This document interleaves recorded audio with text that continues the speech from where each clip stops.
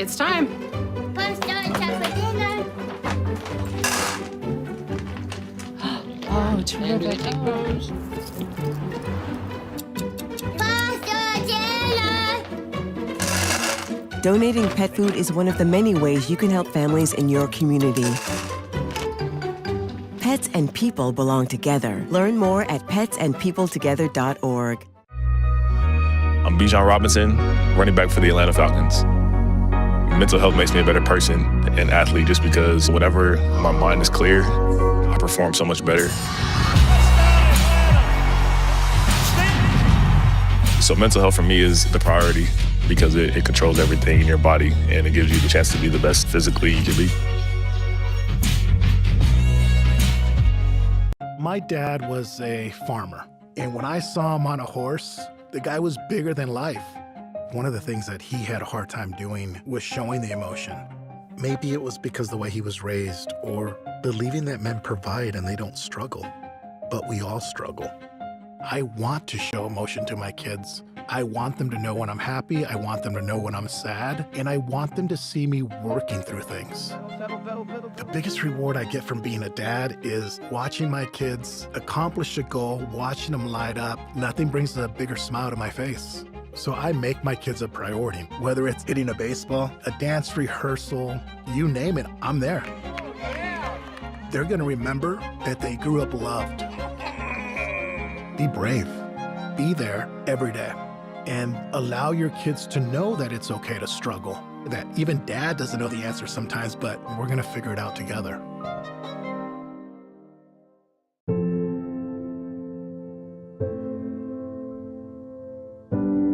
Okay, so before we come over, can I ask a few questions? Yeah, sure. Do you have any pets? Yes, we have a dog, but she's little. Do you have any unlocked guns around the house? We do have a gun, but it's stored securely, locked in a safe that the kids can't access. I appreciate you asking. Yeah, of course. So does Friday work? Sounds good to me. All right, we'll bring pizza.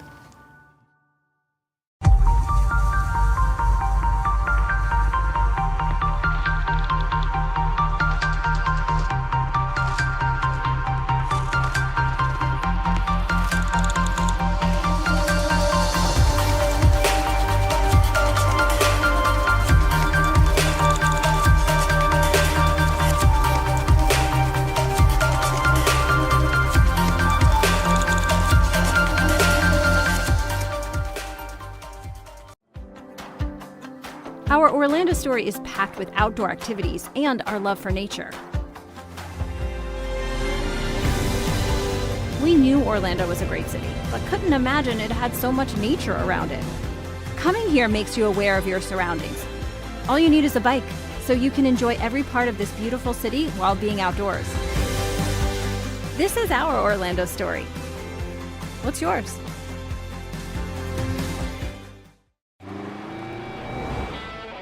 Americans, we can do anything we want, except one thing. We just can't stop being American. Because since that revolution they said we'd lose, we just couldn't choose to stop being American. We put Hemi V8s back on the strip and packed 8 layers in a 7-layer dip. We're body slams and blue suede shoes, rock and roll, jazz and blues. Rockin' mullets and Rat Pack suits, even our grandmas have tattoos. We're NASCAR, rock stars, rodeo, monster trucks, and power boats. Welcome to our epic show. Keep winning on Sunday, move horsepower Monday, shake the earth and carve terrain, rock the anthem like Kenny Wayne. So get out there, take your swings, burn rubber after the American dream. Rev your engines and let freedom ring. And never, ever, ever stop being American. Nothing stops America, and nothing stops Ram.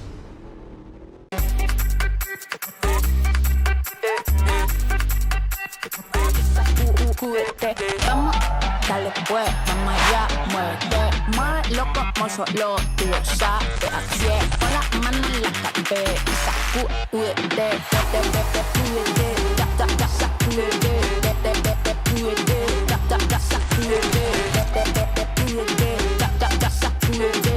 sacúdete, mira, sacúdete.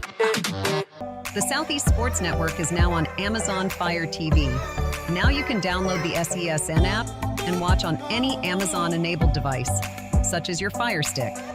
The easiest way to download the app is to go to our website, find the Watch SESN tab, and click Fire TV app. Then just select your device from the list. That's it. Free and easy. Enjoy watching the Southeast Sports Network on your Fire TV, Fire Stick, or Fire tablet with just a few clicks.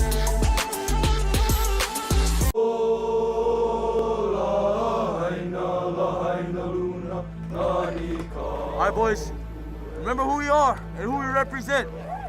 It's not about a place, it's about a people. Yeah! And we hit the field like woo, woo, woo. All day like woo. All night like woo, woo. New job like Damn. We the boys like woo. Our time like woo. All that's like woo. We favorite. Okay, Mom. You all right, baby? Honolulu like woo. Chattanooga like woo. Japan like woo. West Side like woo. Japan like woo. Brazil like woo. All day like, all night like, all day like, all night like, all day, all night, all day, all night, all day, all night, all day, all night, all day. Hey, whoa, what is going on What? here? I go where Saquon goes. Get out of here. Mental health plays a big role in the game of basketball. The preparation it takes just leading up to a game. Mentally, you have to be totally focused, totally engaged, and away from all other distractions, because any other distractions can get you off kilter. It's very important for our team to prioritize mental health. You have issues or problems, go speak to someone about it. Open up, don't shy away. Mental health is the key. In Major League Baseball, you could dream with no limits. You could become your hero. Steal the show. Or even start a new club. You can meet the moment and exceed the hype. You can write a new chapter of history and let your city dream again. This season, anything can happen. There is a moment in your life when you decide.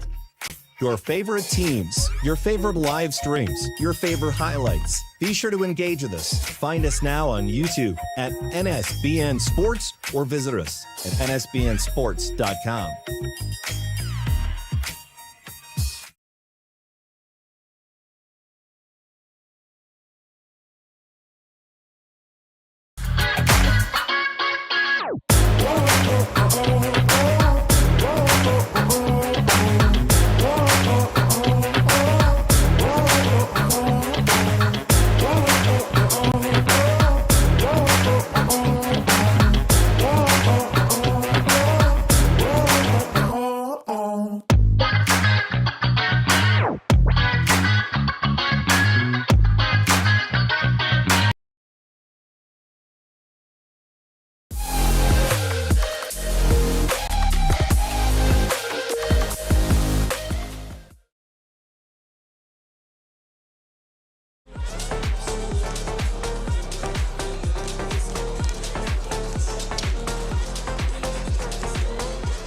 Welcome to North Georgia. We are in pregame right now between the Reinhardt Eagles and Johnson Royals, getting ready for tip-off what promises to be a really good college basketball matchup. Glad you're along with us for the ride for this one.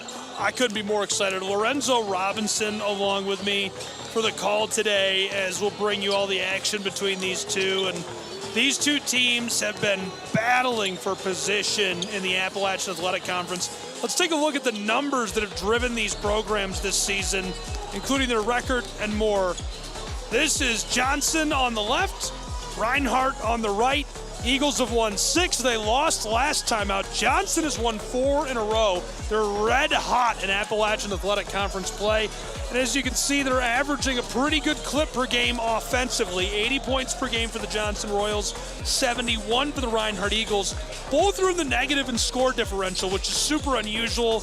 But they're going to look to clean that up tonight in what promises to be a pivotal battle in Appalachian Athletic Conference play. kind of in this back stretch now, the back half of the season as far as conference play goes. They both could really use the win, and a win tonight would be massive at home for Reinhardt. Historically, they've been fantastic at home, so wouldn't be super shocked to see it. But we're just seconds away from tip-off, obviously still scoreless, as we'll get you started in just a moment from North Georgia and Waleska. It's Appalachian Athletic Conference basketball on the Southeast Sports Network.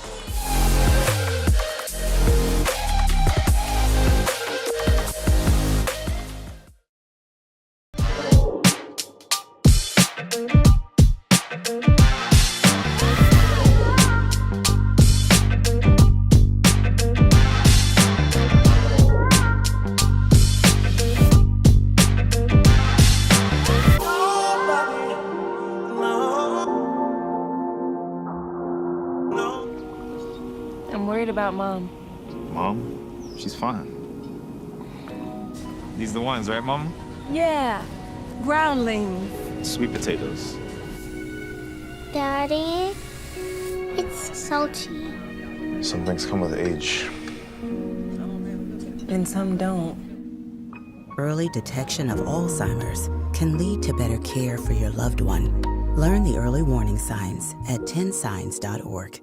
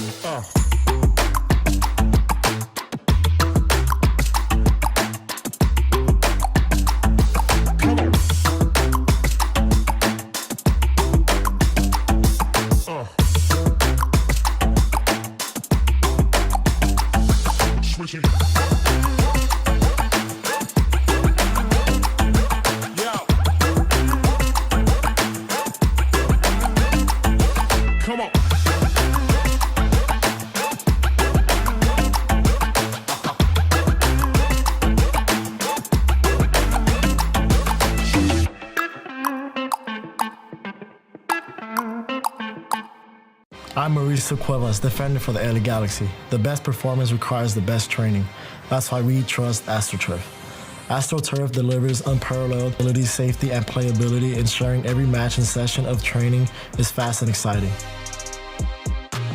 As a proud partner of the LA Galaxy, AstroTurf continues to provide world-class surfaces, fueling the future of the game.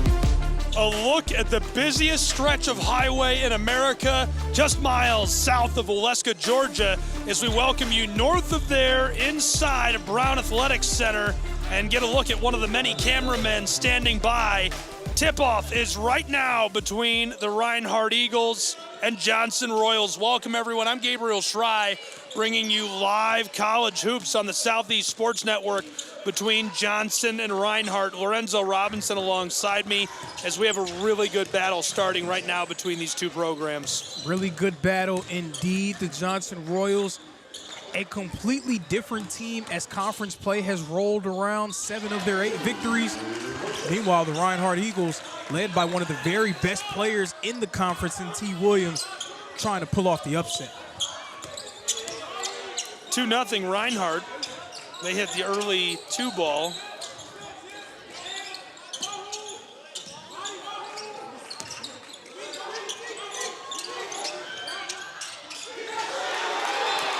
And this goes as well.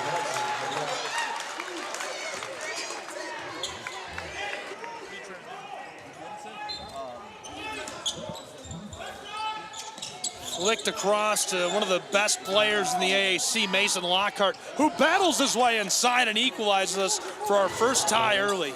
And he's such a difficult player to stop down low. His size, his touch around the basket. Reinhardt, they do not sport a typical 5-man, so there's going to be an interesting matchup for them. T. Williams and Derek Brown will draw the assignment. Punched away as it rolls into the backcourt, and Ariel Jones, the freshman, has to chase it down.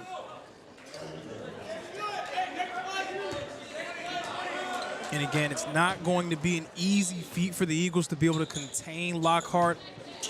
Not a team with a traditional big man, and he's really dominated front lines all season long, so he seems to be in line for another big one today.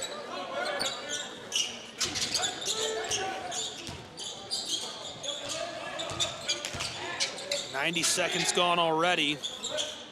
Lockhart from the top of the block, rattles, rims, and goes.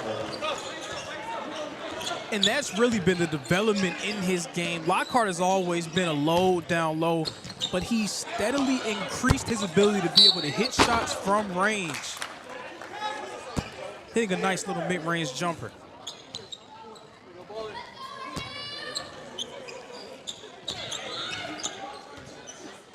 Thrown in.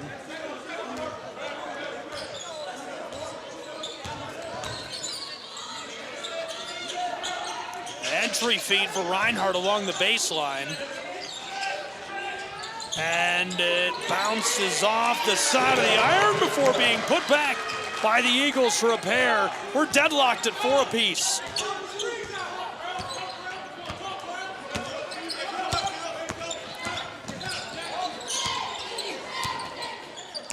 These guys are determined to kill you and I as Jamar Brown goes back and regathers the ball. Almost got hit for the 2nd time in our first couple of minutes. Hey, keep your head on the swivel, man. I'm telling you, it's expensive equipment. Headed the other way. Reinhardt on the offensive end of the floor. Lets it go and knocks it down. Derek Brown, the senior forward. And Derek Brown, very effective in the mid-range.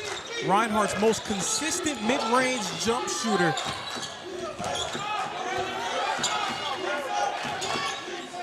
Flicked across by Schrozier. This won't go. Trying that is Cottle. To the other end, Reinhardt's Eagles, led by A.J. Shaw. Johnson coming into this game with an 8-11 overall record, but that can be a bit misleading when you talk about the quality of this team.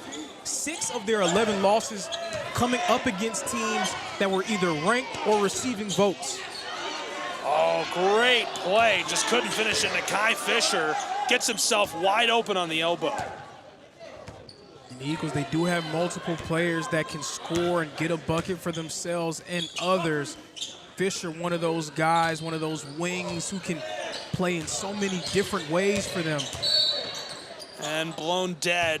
Lockhart, Brown, Cottle, Strozier, and Cross, the 5 on the floor for Johnson's Royals. For the Eagles, it's Shaw, Williams, Fisher, Brown, and Jones. Now, Gabe, we had the esteemed pleasure of being able to call some of Johnson's early games at the beginning portion of the season during the Canyons Classic in November. The Royals went up against Dalton State and Ave Maria, two teams who were ranked at the time of those games, and they really gave them all they can handle. They were right in those games right up until the end. But there we saw what this Johnson team is all about. So much size on their front line and really everywhere, a lot of length, and that's going to be difficult for the Eagles to contend with. Great play inside as Reinhardt gets another pair, and it's 8-4 with 4 minutes gone. And if Reinhardt is going to be able to pull off the upset, Derek Brown has to have a big game. Johnson off the mark for Lockhart. The putback is swatted inside by Brown. And that's what it's going to take. Great weak side help, the block by T. Williams. And if the Eagles are going to find a way to win this ball game, they're going to have to defend as a unit.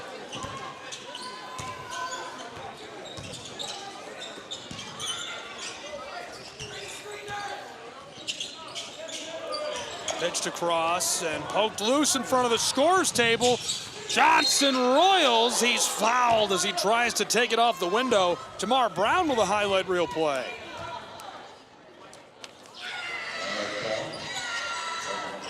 Jamar Brown, a very effective guard for this Johnson Royal Ball Club.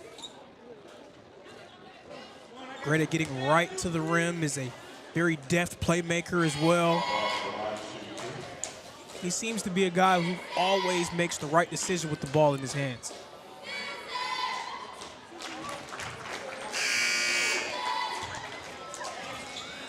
Brown this season at the line has gone 75%. Now 42 of 56. Seen a lot of Johnson this season, covered them at the Canyons Classic. They were at the show in Kingsport, Tennessee, had their game against St. Thomas and IU Kokomo. Very familiar faces on SCSN as he knifes his way through and goes down hard. Royals get the ball to Brown, who flicks it to the corner. Wide open look as he nails that from downtown Waleska. Cottle hits the three ball. And this goes on the other end for Reinhardt, keeping it rolling back and forth. It's 10-8. And that's what the Eagles need to do, because at times their half-court offense can get a bit stagnant. When you have a chance to push the pace, you have to be able to do so and take advantage of your athleticism.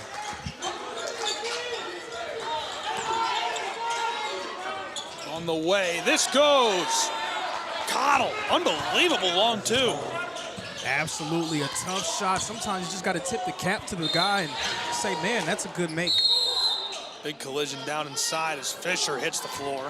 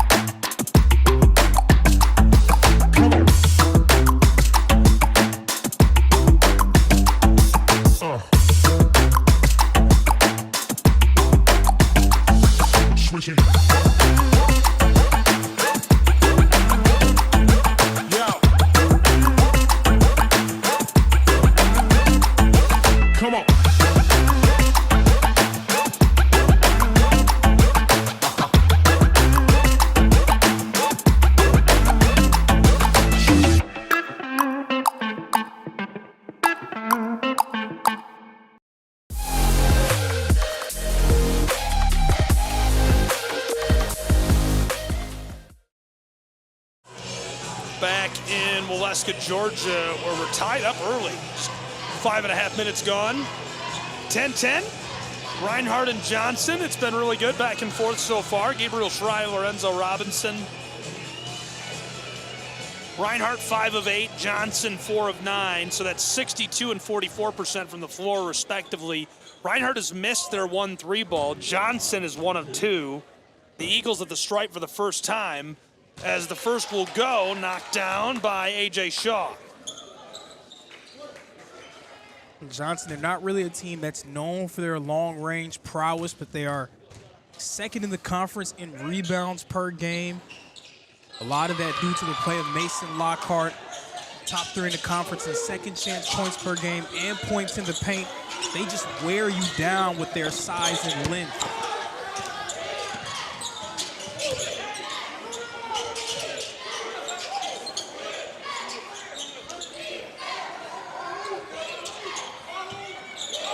Takes that across.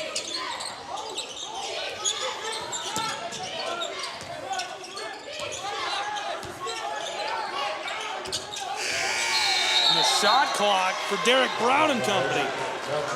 Now, it's a textbook defensive possession by Reinhardt. Immediately when Mason Lockhart caught the ball in the post, 2 defenders in his face, forcing him to make a decision and get rid of the basketball. And that's what it's going to take against a player of his caliber. 12 to 10.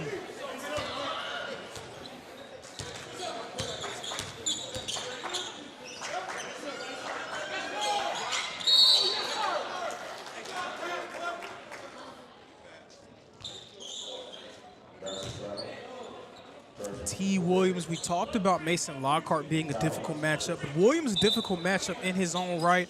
Stands at about 6'7", but has a guard-like game, can put the ball on the floor and make plays. Also comfortable shooting the basketball from the perimeter. Coaches really struggle with trying to figure out the ideal matchup for him, and that can lead to some big scoring nights.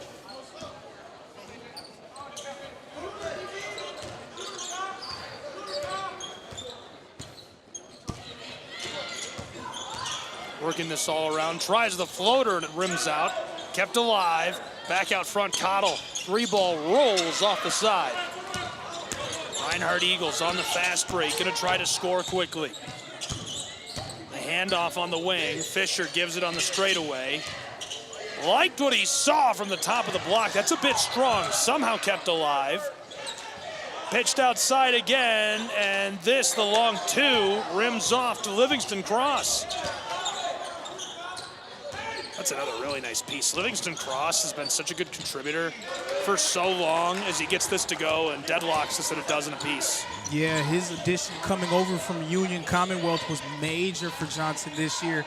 Just gives them another long, rangy defender who can defend up and down positions for them.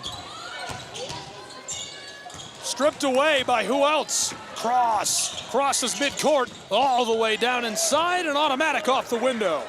Yeah, we're seeing Livingston Cross really showcase his versatility now. He's running the 5 spot, so to speak, for them in this lineup. But off a switch, he can guard those guards on the perimeter, and also we see him getting into those passing lanes. Stolen away again. Pitch down the floor, Brown to the back door, and it's too easy for Cottle to finish that off the window. And Cottle's gonna get the 2 points, but how about that decision by Jamar Brown? I said it earlier, every time he has the basketball, Coach Logan Sharp is comfortable with allowing him to make decisions because he seems to always make the right one. Cottle's already got 7 points. Red hot start for him, on pace to score over 30. Yeah, he's been averaging around 15 per this season. He's been that leading guy on the perimeter for them. Shaw fires in the corner. It comes off the side of the backboard. Long outlet feed. Connected again with Livingston Cross, who tries to jam this and just did not have the hop to get it done. And again, Reinhardt, a team, they struggled offensively at times this season, especially in moments where their offense can become stagnant. That's really why it's imperative for them to try to push the pace and get out in transition. That is when they are at their best.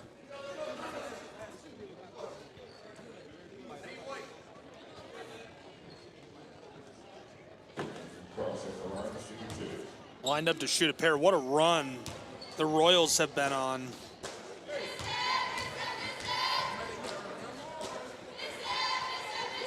As they've now got 17.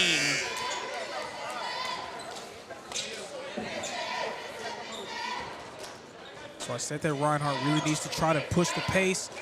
Well, got 3 guys who are very athletic and guys who are going to try to get up and down the floor coming into the game. Blake Seitz, Arreo Jones, and Khalil Cook.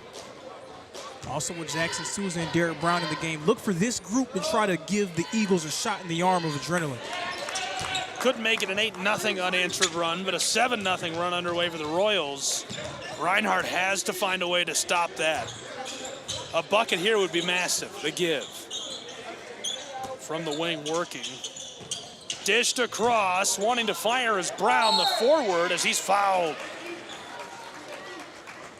I just love seeing Derek Brown work inside the arc. A smooth operator in that mid-post, mid-range area. The footwork to get the defender on its feet, drawing the contact. He averages a dozen per game, 77% at the line this season. And coming into this year, it really seemed like he was going to be that guy next to T. Williams to lead the charge. There was a point in the year where he sort of fell out of favor and fell out the rotation with Coach Morgan. Really during that Canyons Classic, he was challenging Derek Brown to be better on the defensive end. Derek Brown responded by being named Defensive Player of the Week in the AAC this season. He's been a terror on that side of the ball. Figures to be an all-defensive selection this year, and he's just been really solid for the Eagles on both sides. Yeah, I saw him win that award. Very impressive stuff. And these are two really well-decorated rosters over the years. Long feed down the floor, heavily contested as Carbaugh finds his target. Lockhart can't finish inside as we'll run the other way. Reinhardt loses this, blown tire, gathered up by Strozier. Jacoby's got a convoy. He's gonna try it himself, but goes wide. Put back by Lockhart finds the twine as it's 19-13, and the run continues. Right now a 9-1 run for the Royals. Johnson missing the three-pointer, but right on cue, the offensive rebound. One of the best rebounding teams in the conference doing what they do best. Oh, Mason Lockhart pummels the basketball, sent that orange back to Florida. And Lockhart, one of the league leaders in not just rebounds, but also blocks, showing you just why there with that denial. The denial felt like annihilation. That is criminal.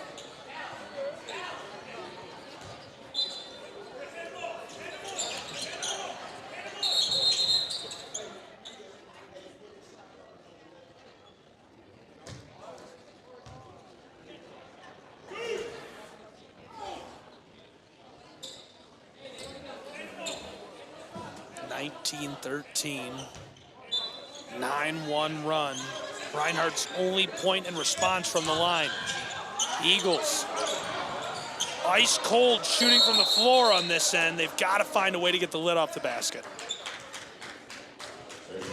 And a lot of your turn, my turn basketball. It's been very disjointed for the Eagles right now. You know that that's something that Coach Morgan is going to want to discuss in this timeout. They're going to try to get it together. We'll see what they can do as the Royals lead by 6 on SCSN. All of the ways to watch your favorite local and regional sports. Join us now on Twitch TV. You can also find NSBN on Amazon Fire TV or visit us live on YouTube as we stream games there as well.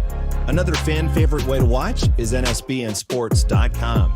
You can also find us through our NSBN app, free to download from the Google Play Store, and Roku TV, where you can find all of our content. NSBN Sports, visit us at NSBNsports.com.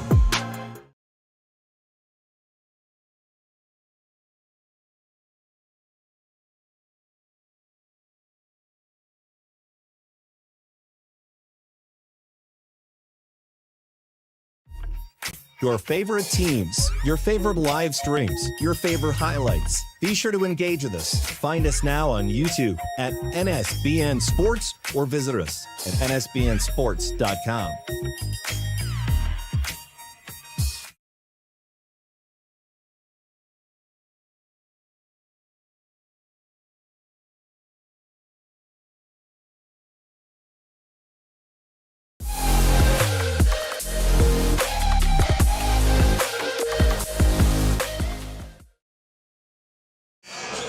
Back in Waleska, Georgia, Reinhardt 8 trips to the offensive end, 8 possessions in a row without a score. That includes 3 turnovers and 5 missed field goals.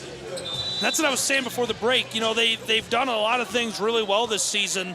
They just have to find a way to finish that execution on the offensive end. And that just cannot be, especially going up against a team in Johnson that appears to be ascending at this point in the year. You have to be able to find a way to string some sort of offensive continuity together. Johnson, on the other hand, is on an 11-1 run. Reinhardt Eagles.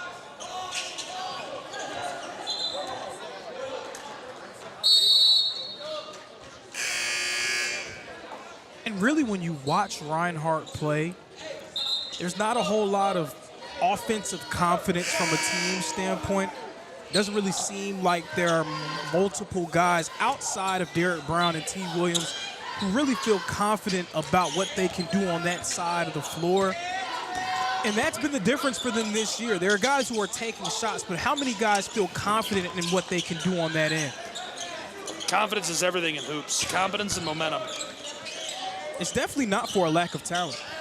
3-ball pinballed out. Still an 11-1 run. Reinhardt, 9 possessions in a row without a score. Because you know that T. Williams and Derek Brown can get to their spots. They know where their spots are on the floor. Elbow, this rims off as well. 10 possessions now. But who else feels good about a certain spot on the floor, feels good about a certain skill that they have to be able to be effective on that side? It allows defenses to be able to load up on Williams and Brown. 3-ball is short. Sigh of relief for the Eagles. Reinhardt needs to take advantage of that miss. Pumped, fired, it's gonna go. The lid off the basket after 11 straight possessions without a score. Reinhardt gets the 3 and it ends an 11-1 run. And Nakai Fisher is a guy who I expect a lot out of because he's been a very effective player for multiple years. The response immediately from Dallas Carbaugh quiets the crowd.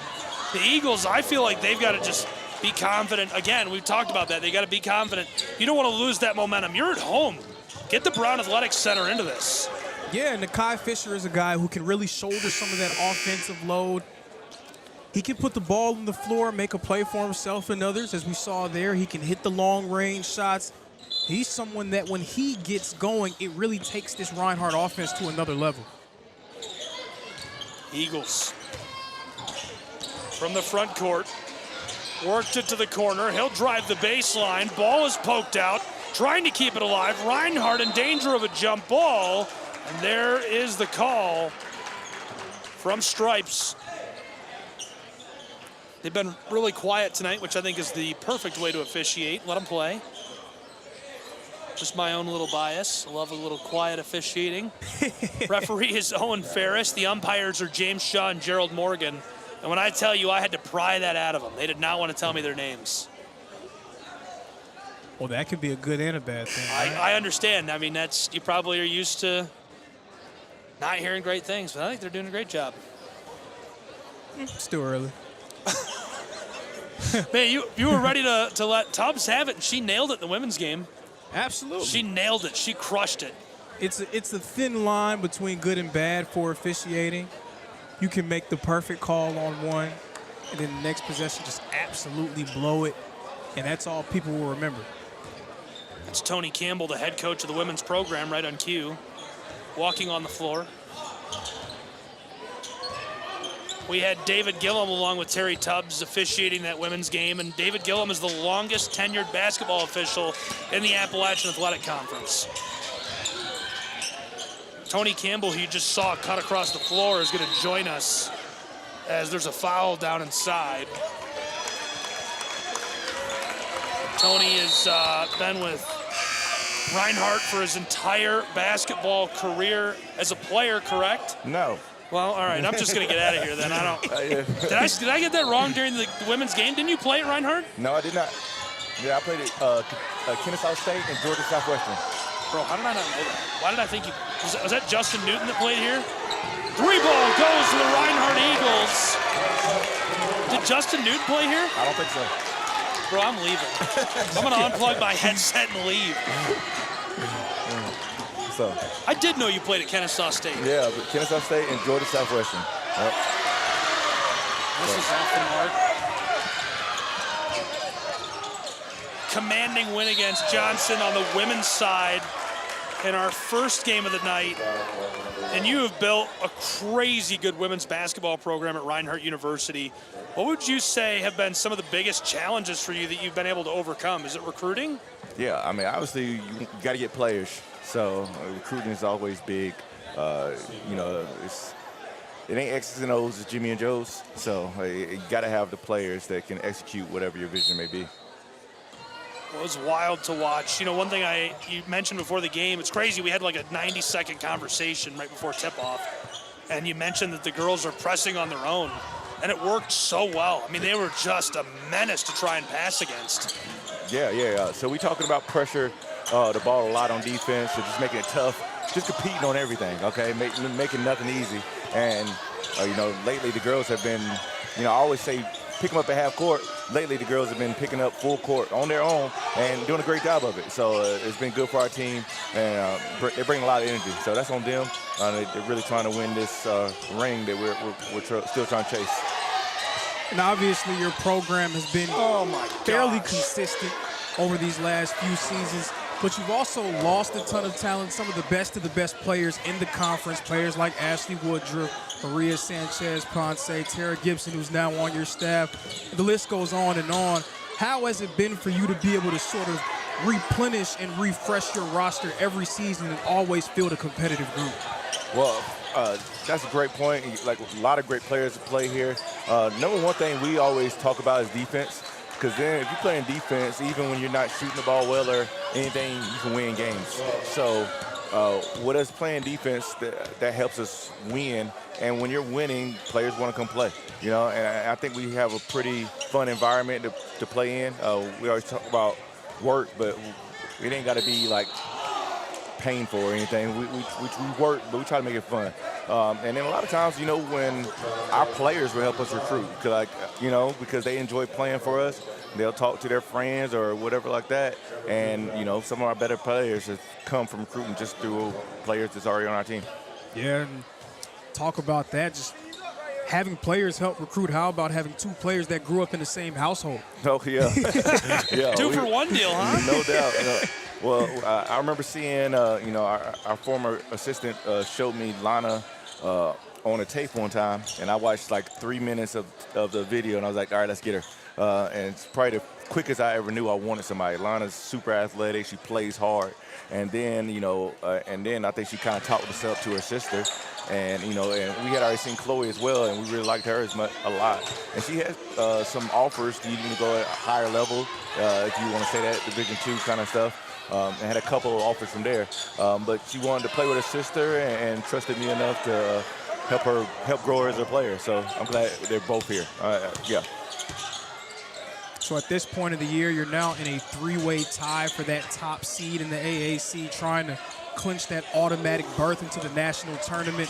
What's the message to your team as the calendar gets ready to flip to February, knowing that you control your own destiny to achieve that #1 spot? Yeah, our message is real clear. We can't give up anymore. You know, we won our last 10 games, and we got to keep winning. We can't lose any more games if you want to keep your destiny in your hands.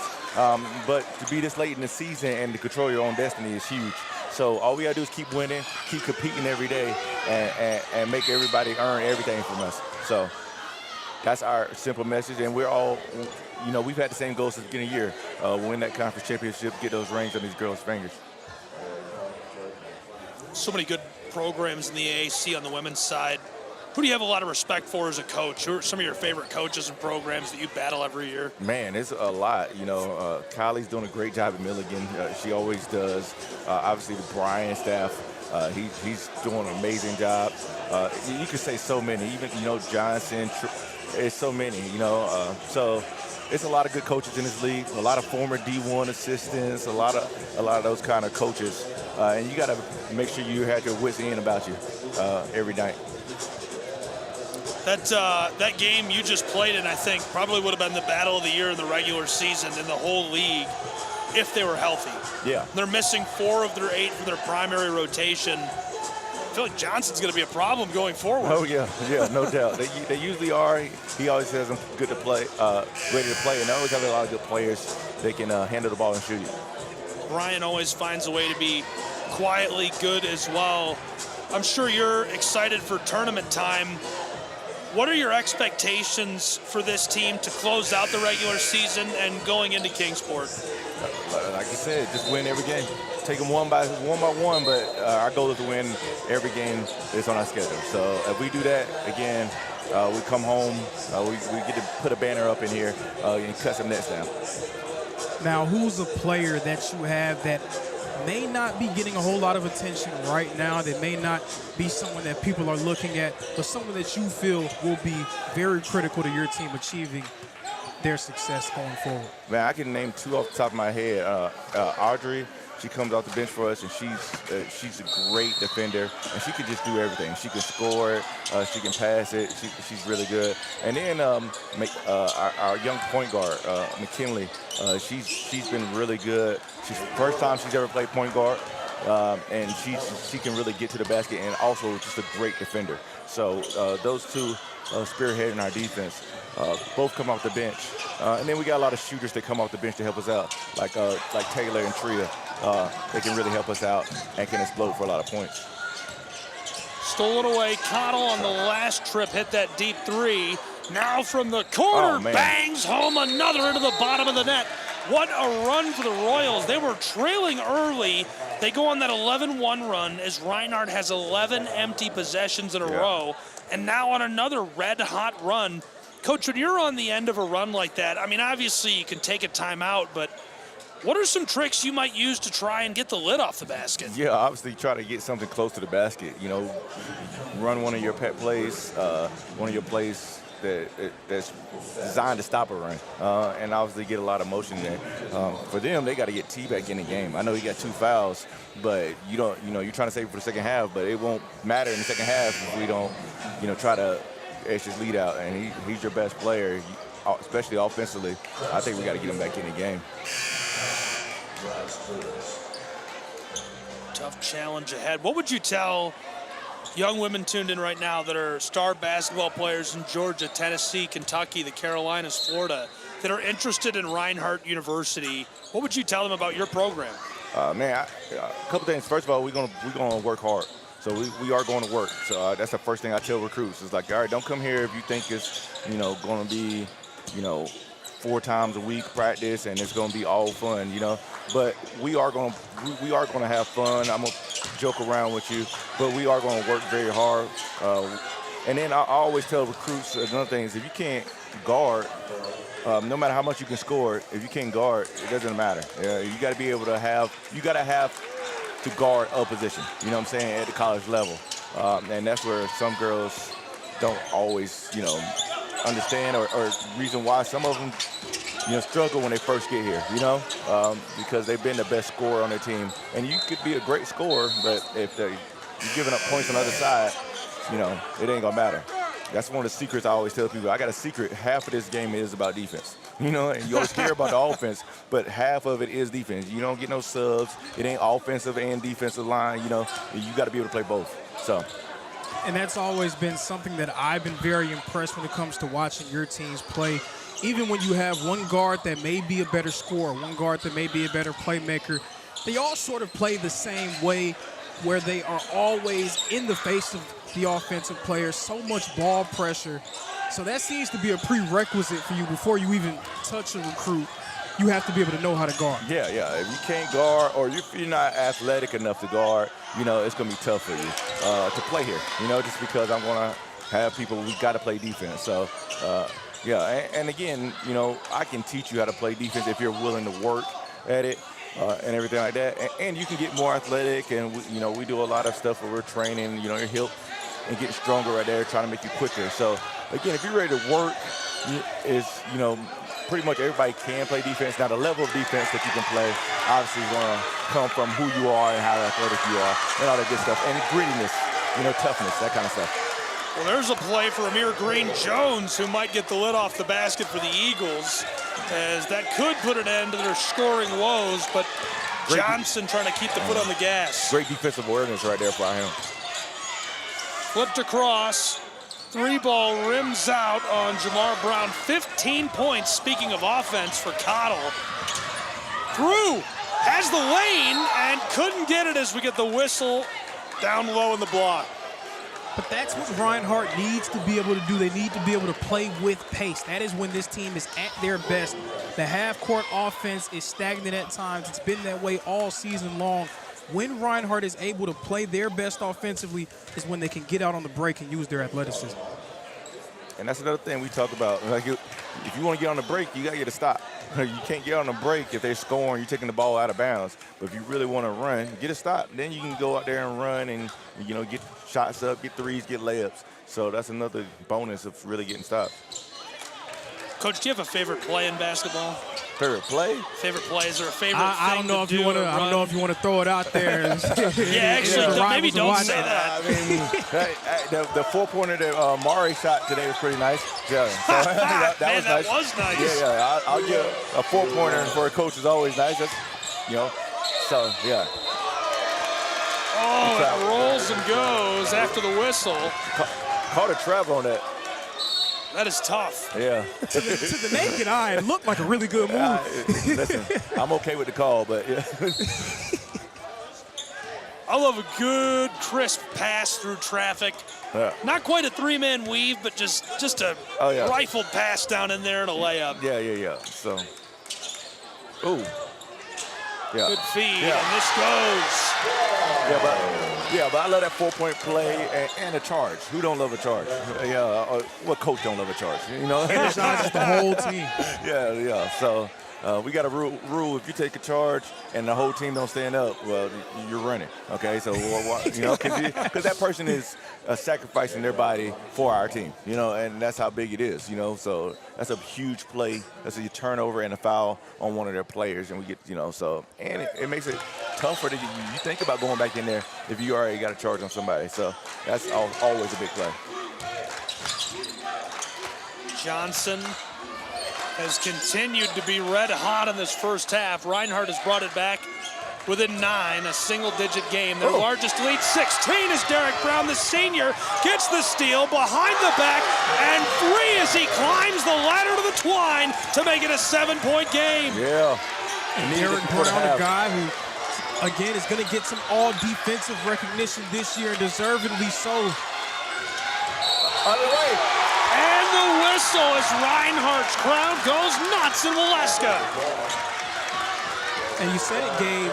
Eagles needing to get this Brown Athletic Center involved. This is a different team when the energy is palpable in the crowd. And you can tell those guys sprinting up off the bench, they're ready to get back into this ball game. And you can't lose them here. You've got the crowd involved. I mean, Coach, this is your home venue, too.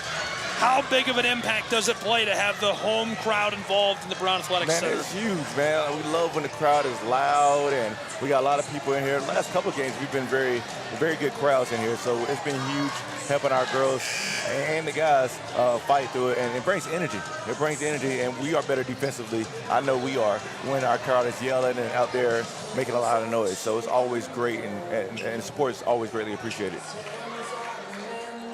Just over a minute still to play in this first half. How important is shaving a couple points here? Oh, no. Again, I think they already did a great job. You were down, 17? Yeah, down 17. And then, like I said, you get T back in the game. Even when he's not scoring, he has so much gravitas where everybody has to look at him. So you get other looks by that. And then the defense picks up, and you get a couple easy baskets. So, yeah, it's down to 7 now, and that's been huge. Do you think about that kind of thing when you're on the bench coaching? Are you like stressed out about that, or are you not really worried about a margin before the half? I'm bad. I don't really look too much at the score until the second half. That's probably a good thing. I really don't. I don't look at the score, and I'm not saying that's a good strategy, but I'm just like, I'm on possession, and my girls already know I don't care what the score is. We just got to play good. Now, second half, I'm obviously looking, and it's something you got to do. But first half, I'm just trying to look at every possession, trying to win every possession. Yeah, I had a coach tell me a long time ago, back in my times playing basketball, play the game, don't play the score. Yeah. Some guys play the score. If you play the game, the score will take care of itself. Amen. That sounds like a smart man. So. Reinhardt after a huge turnover, 12 on the shot clock, fed to the elbow. Brown going to work, the senior forward, spins, and the whistle as he goes down on the paint. And that's what Derek Brown is capable of doing. He's been, again, that second guy offensively for Reinhardt all year long. When T. Williams is off the floor, that's Derek Brown's chance to be aggressive in that mid-range to mid-post area. And when he goes up to shoot it, you can't. You just hope he misses. Like he shoots. He's so long, so tall, shoots it so high. You really can't guard it. So they just hope he misses. And if he's on, he's a tough guard. Brown gets this to go. He has been red hot tonight. 13 points with that. Threatening 14 and helping Reinhardt fuel what has been an incredible swing of points. They've taken 11 back their own way after trailing by as much as 17. This rims and goes. That's wild. I mean, they had 11 empty possessions in a row. 3 turnovers, 8 missed shots. They've almost come back from it as it's just a 5-point game. 5 seconds. Come on. Brown across. Carbaugh hits the 3. The buzzer beater to make it 40-32. An 8-point game at the half. Definitely deserves the high five for that one. An impressive way to end our first half of action. Lorenzo, any quick thoughts from you before the break on what we saw? The ending wasn't ideal for Reinhardt, of course, surrendering that 3-point shot to Carbaugh, who's been one of the conference's best 3-point shooters over the course of his career. But nice job by the Eagles to get back into the ball game and get the crowd involved. They got to keep that momentum rolling. Yeah. Reinhardt finds a way to get it done. Coach, thank you for joining us. Best of luck with the rest of your season, and thanks for being with us. Thank you for having me. Always a pleasure to see you, Gabe. And y'all always do a great job on this radio thing, so thank y'all for what y'all do. Tony Campbell, Lorenzo Robinson here with me. We are at the break between these two. An 8-point game, 40-32. Royals lead the Eagles on SCSN at the half.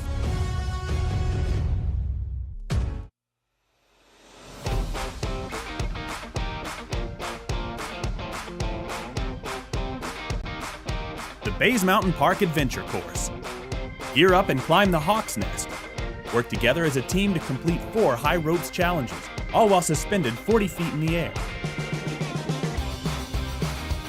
Finish with a zip through the canopies on our 310-foot zip line. Our ground course features 9 exciting challenges and is perfect for large and small groups. The Bays Mountain Park Adventure Course. Thrilling fun for group events, parties, and field trips.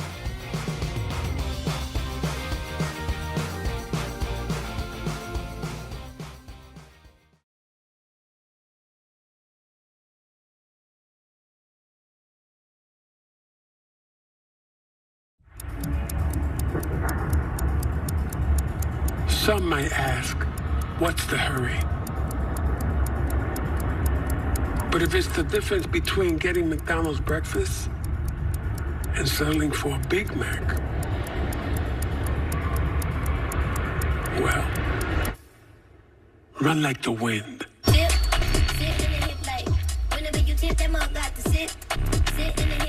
Ba-da-ba-ba-ba.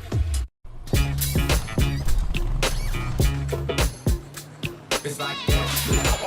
Got if it stays fair.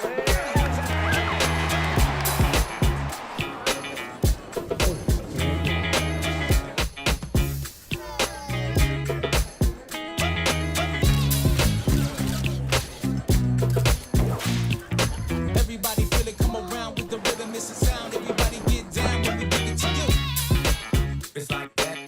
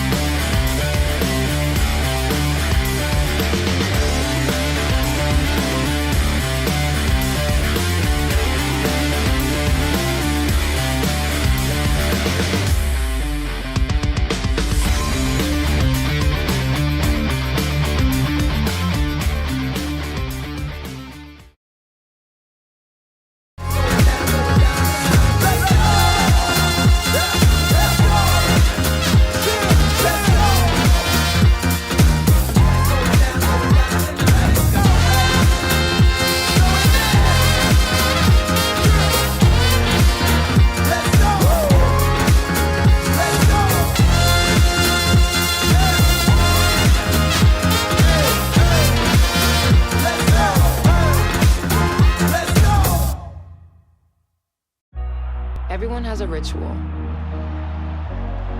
That small thing to keep us focused. A habit we never skip.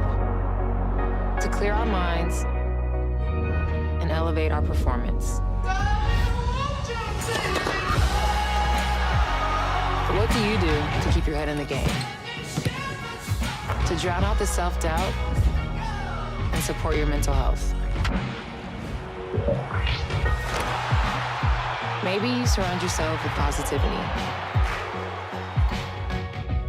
Or you need to center yourself. Because being your best isn't just about taking care of your body. It's about taking care of your mind and mental health. Discover the resources you need to keep your mind focused and your mental health a priority. Toda mi gente lo siente. Toda mi gente lo siente. Toda mi gente lo siente. Toda mi gente lo siente. Toda mi gente caliente. Toda mi gente lo siente.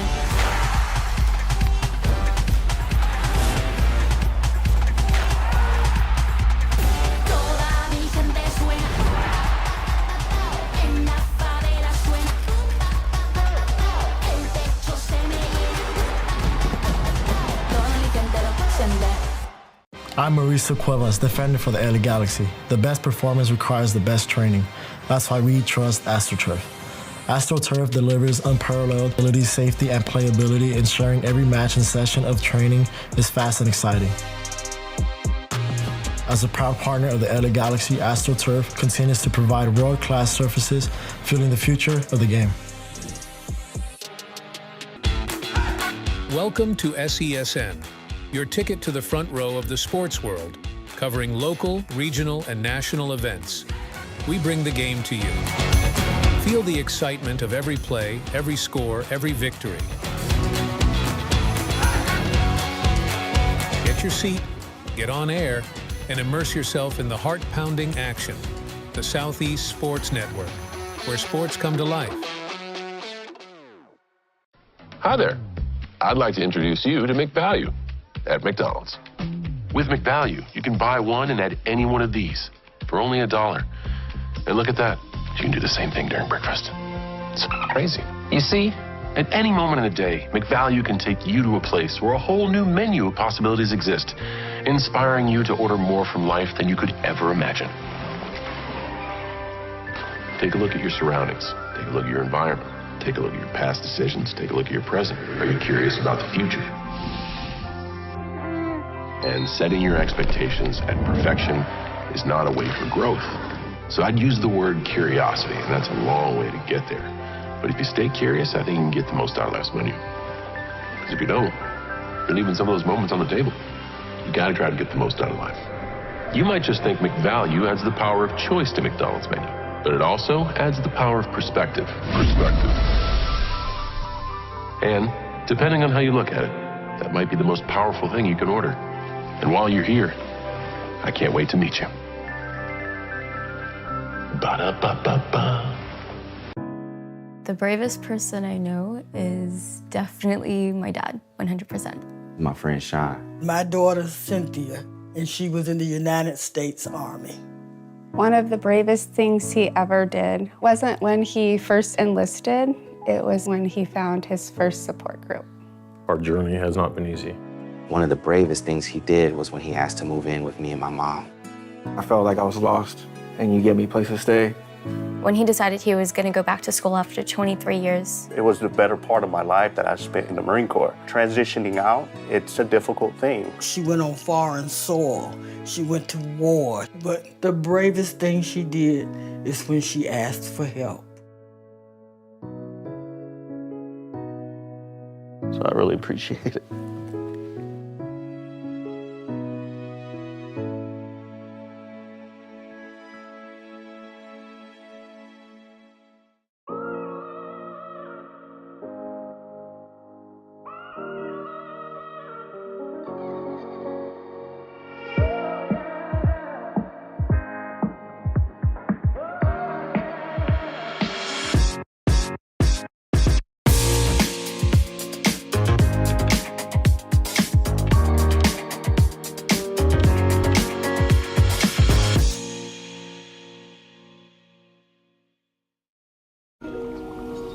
I'm worried about Mom.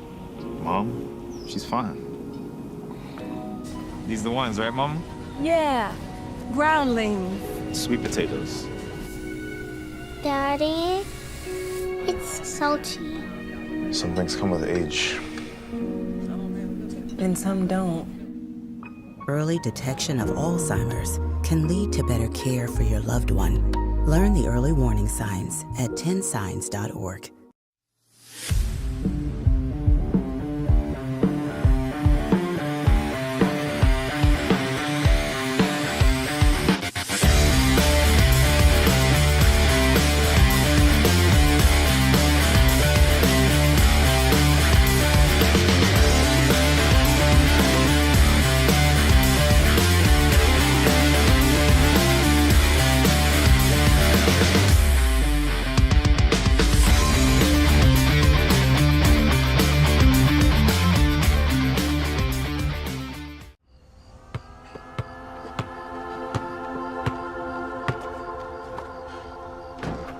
Oh, man. Come on, Emma. Come on, Emma. Where is she? Hey, do you need a hand? Oh, my God. Every time with his team, man. Alright, coach, put me on this, man. Nice dive. Now find your rhythm. On, Dan. Ah! Hey! Okay, man! That boy lit! That boy lit! Up.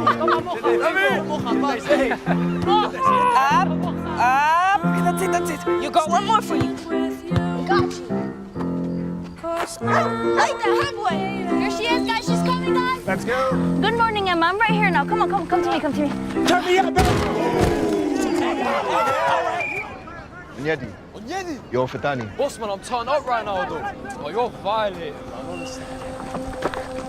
Look at me. I'm done. You're good. Just don't forget what I sent you this morning. You are equipped. Don't allow anyone or anything to tell you different. I got something for you. One more. You can. I really can't. Onyedi, chin up, bro. You got a goal with you, man. The left back's gas. Come on, come on. Oh, come on, Sam. This is looking really good. You only got 10K left, okay? Your pace is phenomenal. Are you ready? Cam, it's all good. Take the hit, embrace it. You're here for a reason, baby. You are here for a reason, baby. Yes. 3, 1, 2, 3. Let's go. Mate, that was so sick.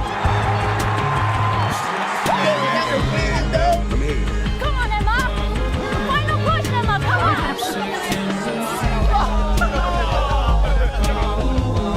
Anytime.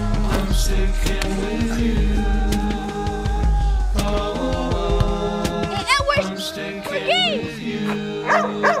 MVP. MVP.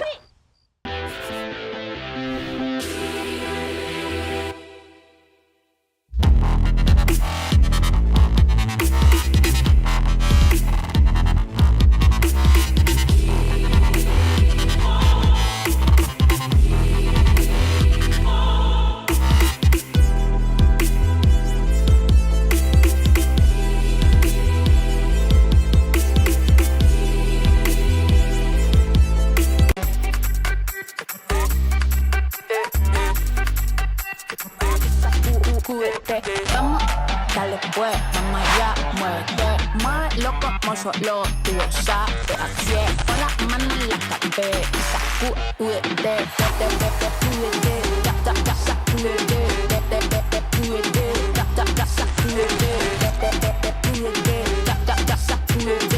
sacúdete, mira, sacúdete.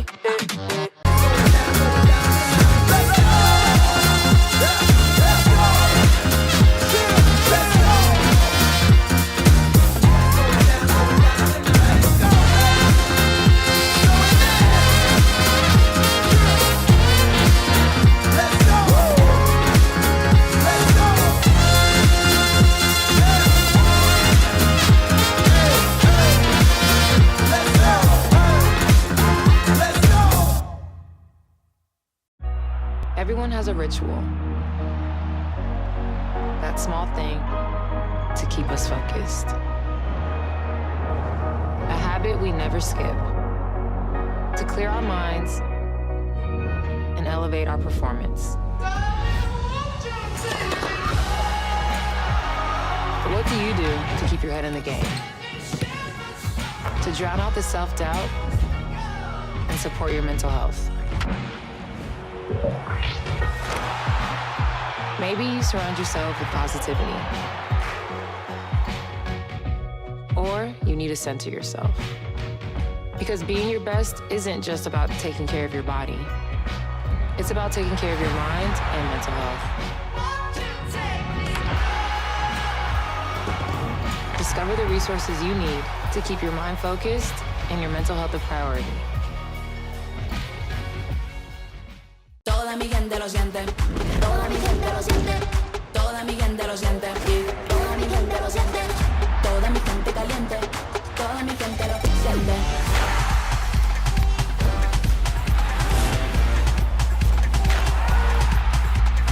Toda mi gente suena. En la favela suena. El techo se me llena. Toda mi gente lo siente.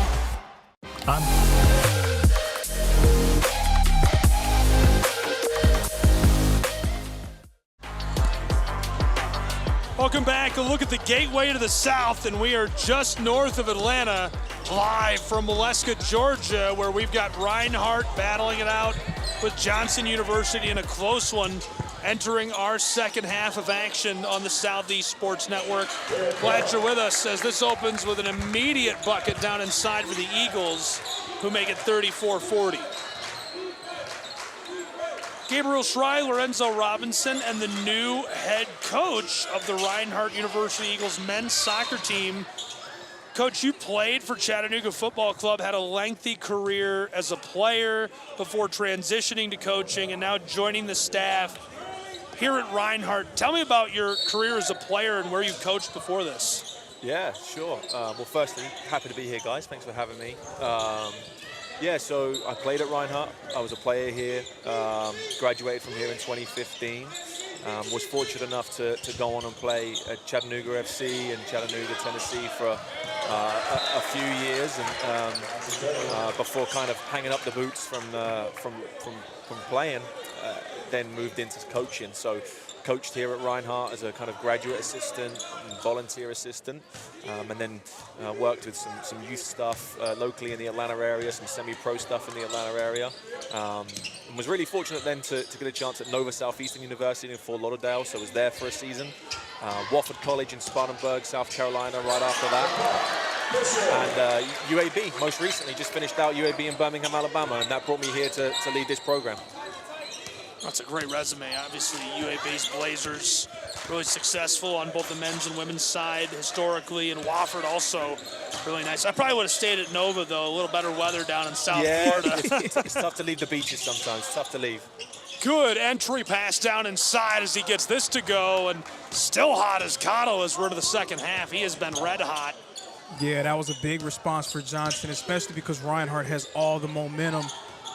But, Coach, being that you are somebody that went to the school, played at the school, what sort of experience can you bring and provide for your guys, and how can you relate to them, being that you know what it feels like to be on campus here as a player? No, I think it's a really good point. It's one of the reasons why, the job was so appealing to me to come in and lead this program. I think being someone who was able to take the leap forward and be able to put the Reinhardt jersey on, I think that just has a little bit of added extra sentiment for us moving forward, and so being able to connect with the players and say, like, I've been you guys. I've lived in that apartment. I've lived in those dorms. I've ate at Gordy. I've played on this field, and I can kind of have some sympathy with what you guys are going through. I've had the same professors as you guys and been in the same classrooms, and so I just think it adds an element of connection between the coaching staff and the players, and so hopefully it's nothing but a benefit for us.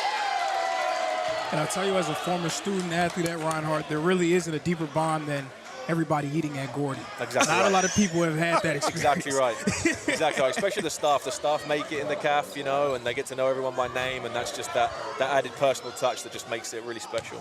Absolutely, absolutely. Now, from your time graduating in 2015 to now fast forwarding to 2026 and being the leader of this program, how has the campus changed since you were a player to now? Yeah, it's been drastic, you know, and new dorm facilities.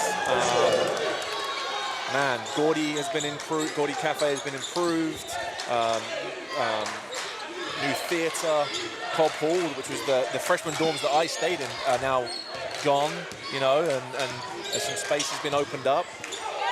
Almost crushes that as Livingston pulls it back down and Cross the whistle.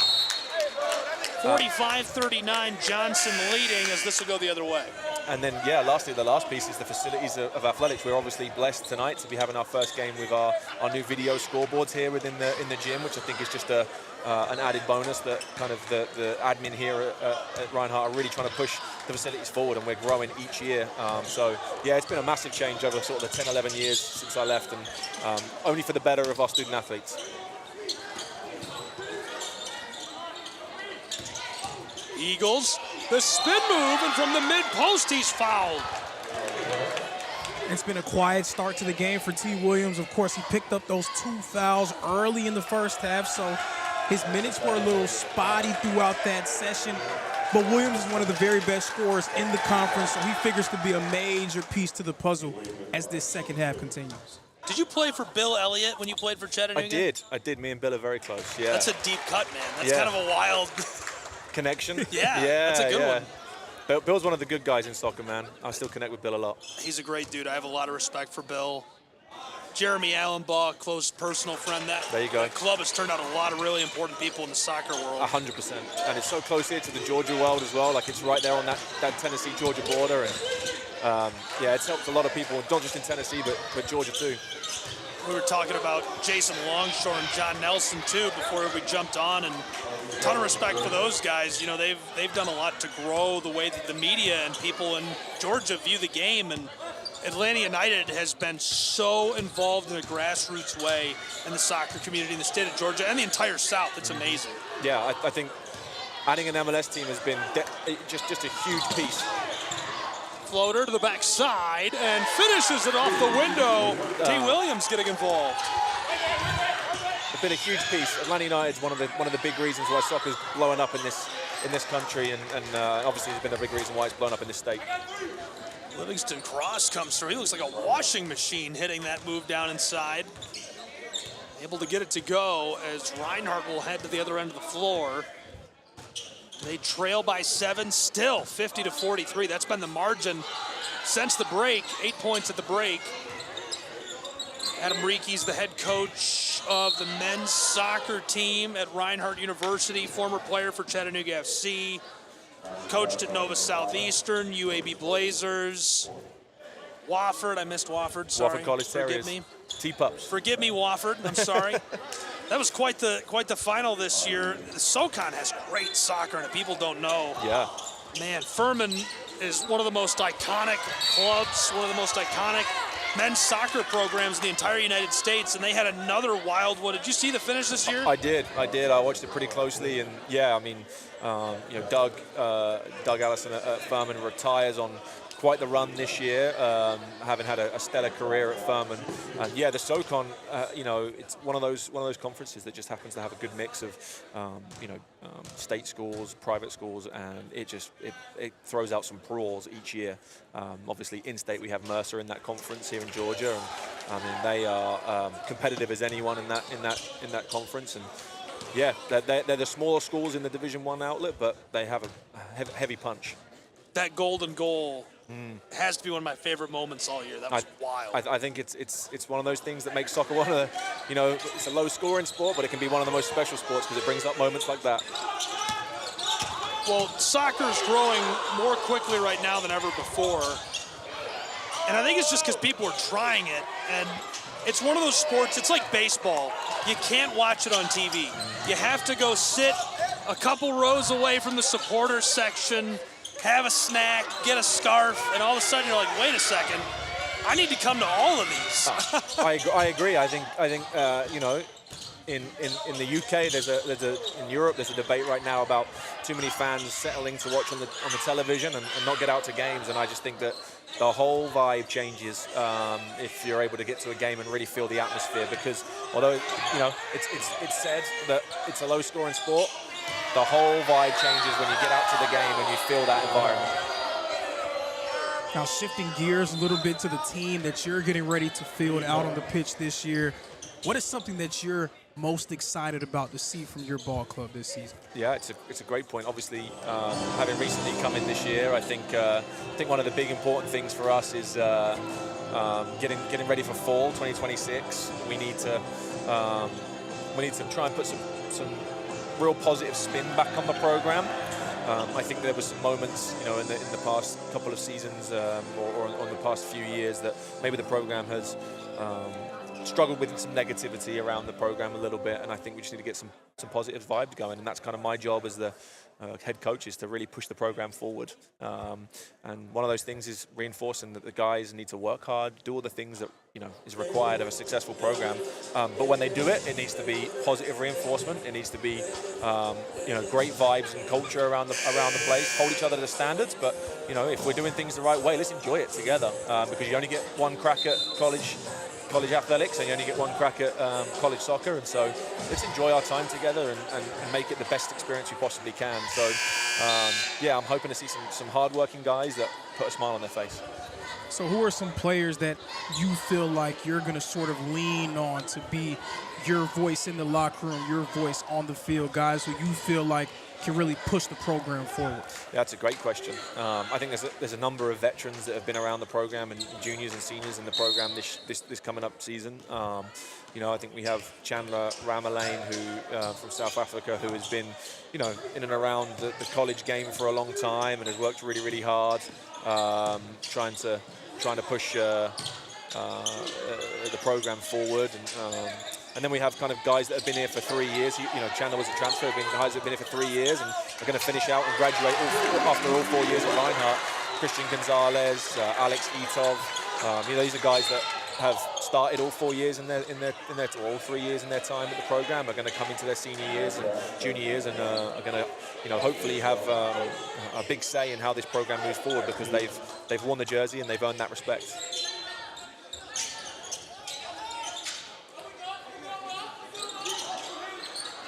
Reinhardt's cut this lead to 4. Johnson's starting to feel that pressure. You can tell Coach Morgan doing a nice job of switching things up defensively. He's thrown some different looks at the Royals so far in this second half. And T. Williams, right on cue, is starting to heat up offensively. Reinhardt could really use some heat out of T. Williams. Pitched across. Cottle fights his way through off the glass. 52-46. And still just hanging on to that margin. It was an 8-point game at the half, a 7-point game forever, and now it's a 6-point game. Yeah, Devon Cottle, a big, strong, physical guard. He's up to 22. How in the world did he bust that J? And Devon Cottle's up to 22, but how about a bucket from number 23 coming through for the Reinhardt Eagles? Sorry about that. Stumble over your words a little bit there? A little bit. A little bit. 52-48 becomes 54-48. We're trying to keep it together in Alaska. Lorenzo got here today. He played football at Reinhardt, and he's lost about 75 pounds since he played this season. And I said, where'd you go? Where's the rest of you at? Then I said, I'm going to call your mom and dad and give them a hard time. They're not feeding you enough. And we're going to a steakhouse right after this. We got to get this kid a steak. You need to get him some steak and carbs. As long as he's buying, I'll go. There you go. There you go. That's the right way to think about it. Carbaugh, the turnaround hook shot, finds the bottom of the net. It's an 8-point game again, just like that. So as much work as Reinhardt did to get themselves back into the game, they cannot allow themselves to fall behind now. This is where you have to finish that momentum swing. Pitch down the floor to Brown, and the whistle as he crosses the straightaway. So, Coach, as you recruit, where are you looking for talent to come from? I know that former coaches like to go overseas. What's your philosophy on recruiting? What kinds of things are we going to look for in the way that you run the I almost said club, the side? Yeah, no, I think it's a big aspect of the current college soccer is how do you build a team and where do you get your players from? For me, if they're good enough, it doesn't and they're good enough people, they're going to be a good member of our side. They're going to be a good team that's going to a good player that's going to be a part of a good team. Then location is and from where they come from is not one of the biggest aspects that I'm worried about. Obviously, we are in a hotbed of soccer talent for the youth level here in Atlanta, and there is plenty of domestic players right here in this state that want to be part of a Reinhardt soccer team and will have pride in wearing the jersey. And we'll take any of those guys because we know that they're going to put a great product on the field and wear the jersey with pride. But you're right, there is going to be an element that we may have to go overseas for a couple of guys to find some different types of positional roles and quality, and that's just part and parcel of the modern college game. But yeah, there is. We're really fortunate. We're in a great location for local talent, and we'll utilize that. Obviously, I haven't been able to see you put together a roster or field a team yet. Excited to get to do that as we roll into the year. What kinds of things should I be expecting? What do you like to do? Are you going to press up and try and score a lot, or do you like to sit back? I think that's a good question. It's actually a lot of the questions I've been asked by the players and recruits. And man, my answer is not that simple. I am not a coach that is very tied down to one style of play or one formation. I have principles within my play. That maybe I'll keep to. So, for example, just things I want my team to behave like. But the formation and maybe the play style within that may be fluid. It may be flexible because I want to win. And so, if we're going to play a certain way and it's going to get us to win without having to break my morals or break my principles, then that sounds like a good agreement with me. So that's the way I'm going to play. So yeah, I trust in my coaching ability, my experience to be pretty fluid and flexible in kind of the details of how my team will play. But like I said, the principles, the behaviors of my team, they're not going to change much. Well, I have 100 more questions I want to ask you, but I think they're going to have to wait for your appearance on Soccer Down Here. Do you have that scheduled yet? For our with Jason and John? I don't. I'll be here in the next couple of weeks. Me and Jason have been in touch, so yeah, I'm sure he'll ask me a bunch of questions too, and we'll go over some stuff about the program then. I can't wait to hear about it. That's Soccer Down Here. Jason Longshore and John Nelson will be giving Adam a hard time as well, and I'm sure they'll ask the questions that I'm going to miss here tonight. I'm just excited for the growth of the game, and I can't wait to see what you bring to Reinhardt. Oh, I appreciate it. Coach, thanks for joining us. Yeah, Best of luck, guys. And stay in thanks, touch. Guys. Appreciate you guys. Thanks very much. That is the new head coach of Reinhardt University, spending part of the second half with us. The men's soccer side. Adam Riekes, long storied career, is the first assistant at Chattanooga FC after leaving UAB, coached at Wofford with the Terriers. He's going to bring some heat. So is Mr. Williams as the follow through to the twine gets it done. Sometimes the friends and family plan works for you. Nice job by Blake Sykes to be ready for it. I thought T. Williams was going to bring the house down, though. I did too. Seemed like he had a runway. But Johnson, they've done a good job of answering Reinhardt's run, getting the ball to Mason Lockhart, hitting a few long-range bombs. In a 9-point game, it becomes 66-54. And it's been guys who we may not have expected to be the ones to step up, but they've stepped in and provided a nice spark for Johnson, Tucker Patterson, and their Reese Clark.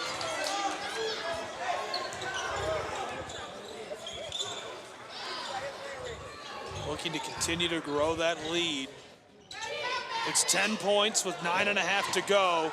So a lot of time in the bag for Coach Morgan and the Reinhardt Eagles, but Johnson threatening to start to run away with this one.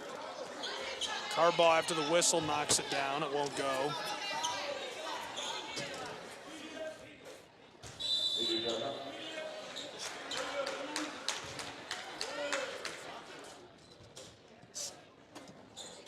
And a timeout on the floor between these two teams He'll take a break in what has become a really good one.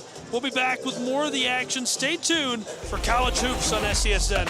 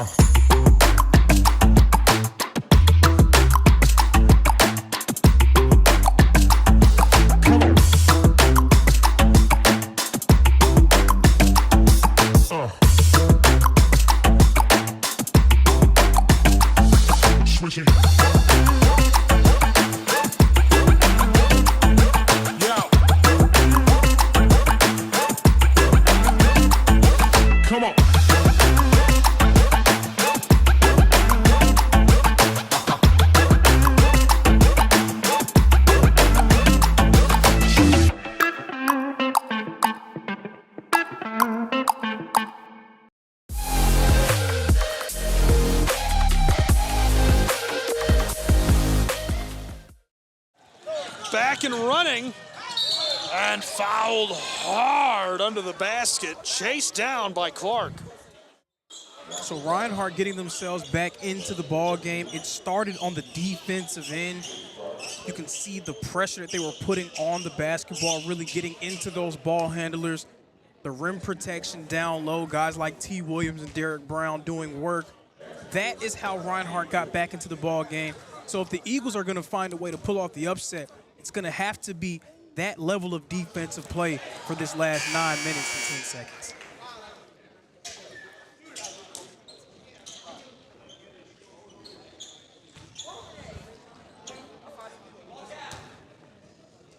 Souza hit the first to cut it to a 9-point game. Unfazed by the excellent disruption from the crowd. That was pretty good. That distracted me.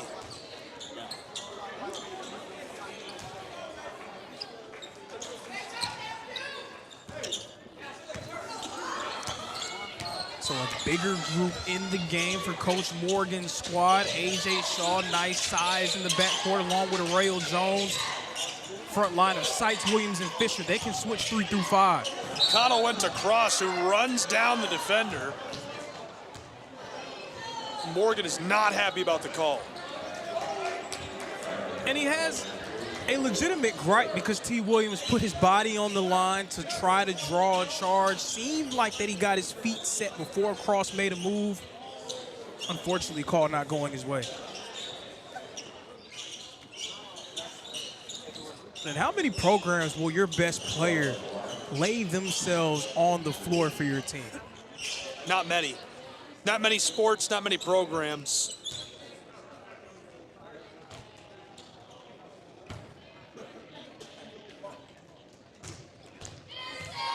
At the line is Livingston Cross, who's hit 65% of his chances this season, as the first will go. 9-point game. Johnson with 8 minutes and 53 seconds remaining, already in the bonus.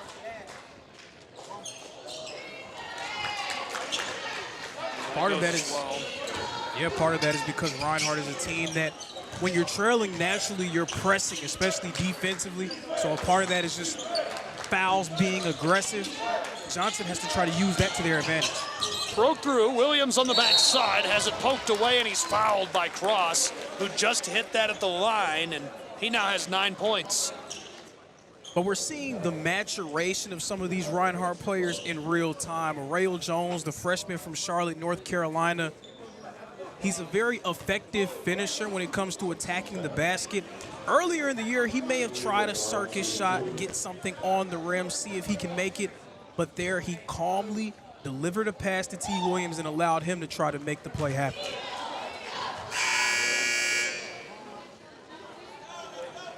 You know, the rebounds are so close. It's 27-25, Reinhardt leading that category. Everything is close. 3-point field goals, not close. The only thing that's not close, Reinhardt has got way more trips to the line, and they've hit 90% of their chances at the line. They're 16 of 18. Johnson is only 6 of 8, but the shooting percentage has been everything. In fact, it's the difference in this game, including a couple of runs, I guess, that have been really nice. The shooting percentage, 27 of 45. Johnson has hit 60% of their shots. Not that Reinhardt isn't having an incredible night themselves, as they've gone 20 of 41, 48%.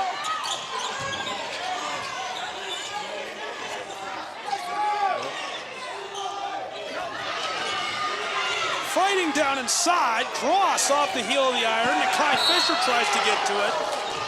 Rattled all around. 68-68, 0-3 to play. And that's who Johnson has been all season long, one of the best rebounding teams in the Appalachian Athletic Conference. And we know what Mason Lockhart can do as a rebounder, averaging around 10 a game, but Livingston Cross also down low, getting in the mix. Dallas Carball, 6'6", 6'7", multiple guys crashing the glass.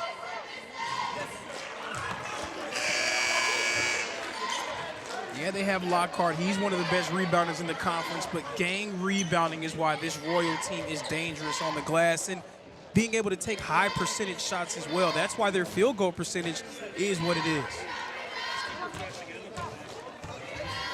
So Livingston Cross trying to extend this lead, and he does. A 9-point game. The Eagles trailing. They did a nice job of battling back. The Royals keeping them at arm's length.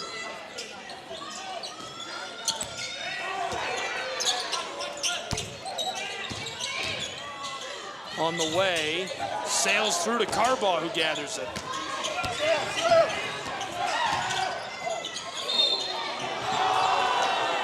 And the foul. Yeah, that was a nice aggressive move to the rim by Livingston Cross.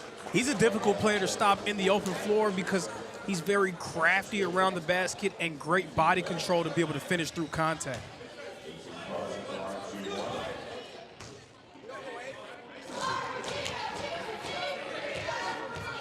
So Cross back at the line. He's been living at the line here in the second half, and he completes the three-point play. 72-60, the Royals lead is back up to double digits. And if the Eagles are gonna get back into this game, number 3 has to get involved. T. Williams right on cue with the lay-in and a chance at one more.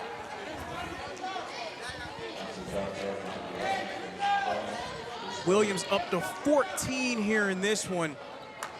12 in the second half alone. He was held to just 2 in the first half, picked up those 2 fouls early, which limited his playing time.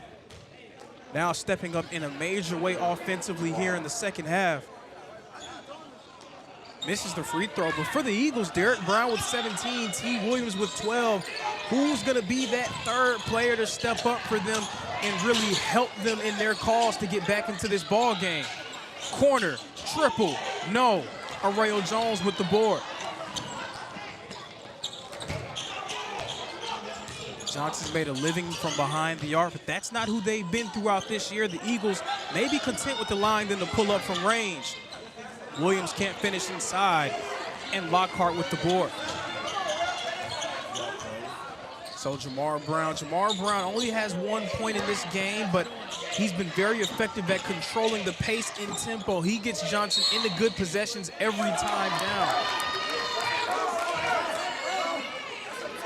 They're gonna get an offensive foul against Mason Lockhart. They're gonna get him with a hook and hold against Blake Seitz.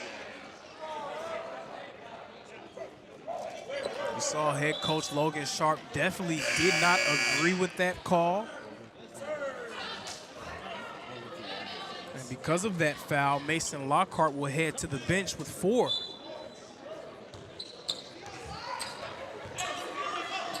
And that can be major because Lockhart's so important to what the Royals do on both sides, offensively and defensively. Reinhardt needs to try to take advantage with Lockhart on the bench. Sights in the post, trying to do work. Carves out space and finishes down low. The Royal lead is back down to single digits. 72-64, Jamar Brown inside, loses it, but a foul. Jamar Brown slowing it down, trying to get into the paint. both teams in the bonus. Johnson now in the double bonus, so Brown will go to the line to shoot a pair.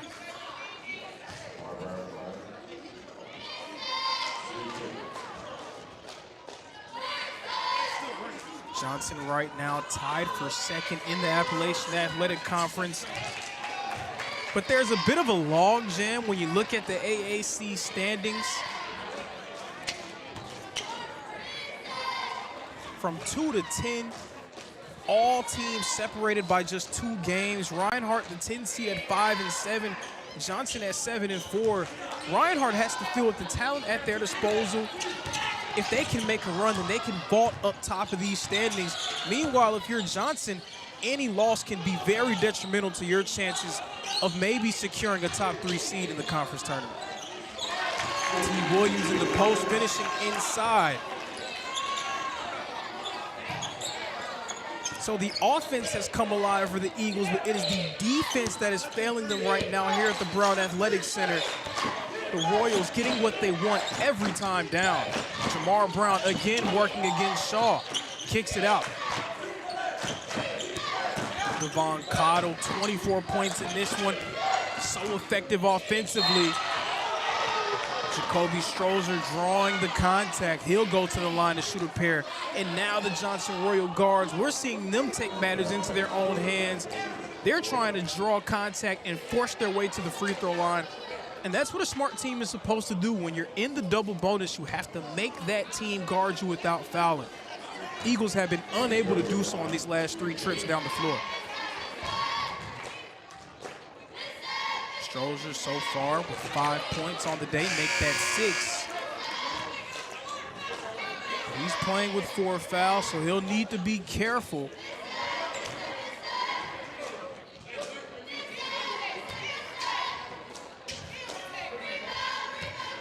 Five minutes and 34 seconds remaining. He hits them both, so Strozer up to 7, the lead back up to 10. T. Williams has gotten the ball early and often here in the second half. We'll see if that continues. He's setting up. Nice move by Nakai Fisher, but can't finish down low. Gets his own miss and draws the foul, so Fisher will go to the line to shoot 2. That third guy in this game has been Nakai Fisher. Fisher with 12 points, and I said it earlier in the broadcast. I've said it really throughout this season that Nakai Fisher, the talent that he has, being able to shoot the basketball, put it on the floor, and create for himself and others, ideally he would be that third guy to step up alongside Williams and Brown. He has been that player so far today, now up to 13.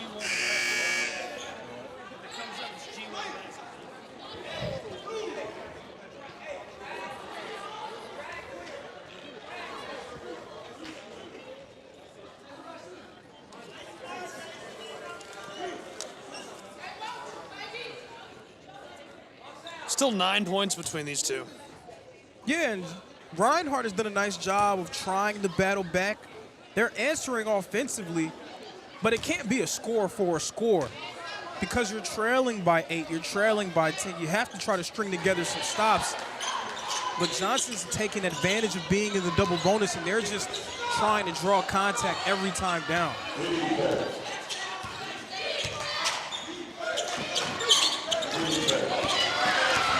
Stole it away. All alone, T. Williams crashing down the house for the massive jam. Ladies and gentlemen, welcome to the T. Williams Show. Stolen again, back across, through, free.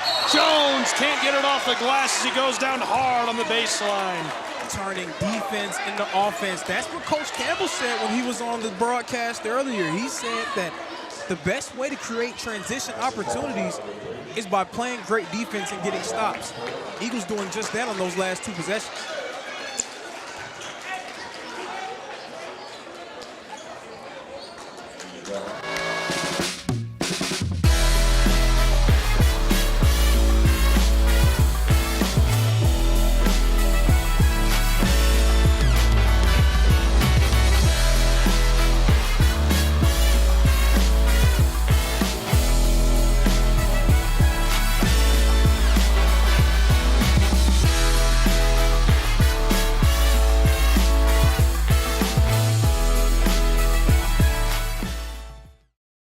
The Southeast Sports Network is now on Amazon Fire TV.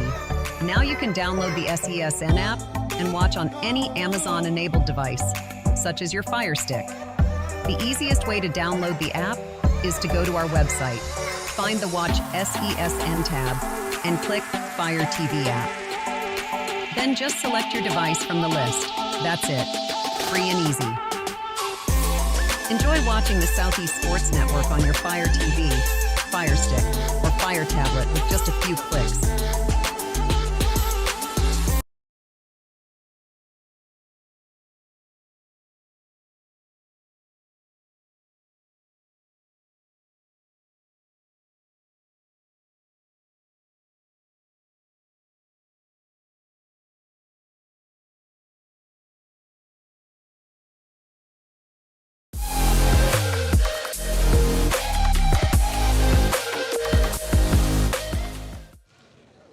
Back in Waleska, Georgia,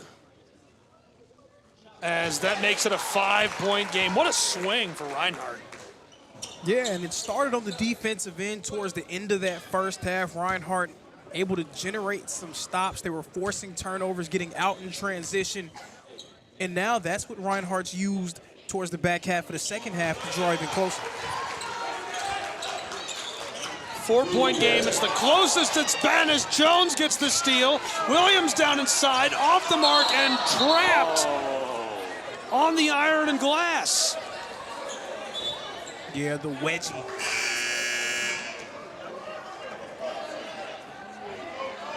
Definitely a sight to behold there. Unfortunate, the possession arrow will go back to the Royals, but you can see the Reinhardt Eagles have turned up the defensive intensity. Coach Richard Morgan, when he took the Reinhardt job, he said that he wanted to make his team more formidable defensively. Right now, his vision coming to fruition here in this matchup against the Royals. To the attacking end, Brown running the floor, way back on the RU block logo. Flipped across, Rozier harassed by the double team, somehow got through, fired down low, and it goes for Cottle. And the Eagles, they were being very aggressive, trapping the basketball on numerous occasions, but you could tell Johnson was calm, cool, and collected.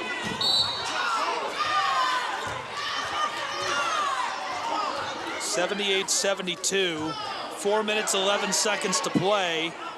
Reinhardt shooting 50% from the floor, Johnson 56%. And we got the whistle, and everybody is upset. Yeah, I don't think there's anyone happy here in the gym. Not even the Johnson people. They wanted a charge. I'm having a good time. I'm having a good time, too. I'm having a good time. Maybe the two people who are We're happy. It's just us. Hey, sometimes it's all you need. Derek Brown getting ready to check back in. Brown, Fisher, and T. Williams have led the way for Reinhardt offensively. Defensively, they've also done a nice job of shouldering the load, as well as Arail Jones. Blake Seitz has guarded multiple different matchups. So it's not a surprise to see Coach Morgan go with this group now in the championship minutes of this game, inside 4 minutes left to play. See the Eagles going with that extended 2-3 zone. Mason Lockhart trying to penetrate it from the middle. Johnson, they're going to try to get into a good look every time down. The man who does so for them, Jamar Brown, with the basketball. Outside Takata, who lets the three go from the wing and knocks it down from downtown Atlanta, Georgia. 81-74 with 3:42 to play in Waleska.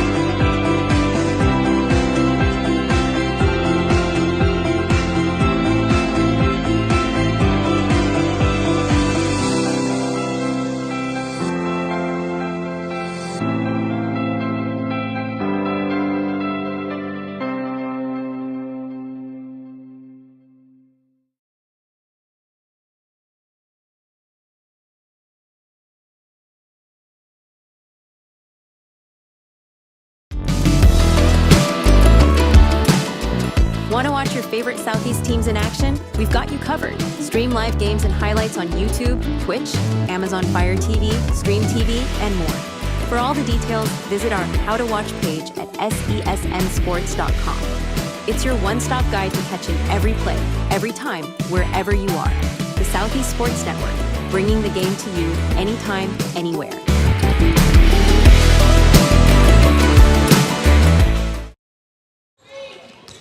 Back in North Georgia with 3.5 to play, 81-74 Royals. Stolen by Livingston Cross. Long pitch down the floor. Three, Strozier missed the jam. It's off the floor. And the crowd is letting him have it.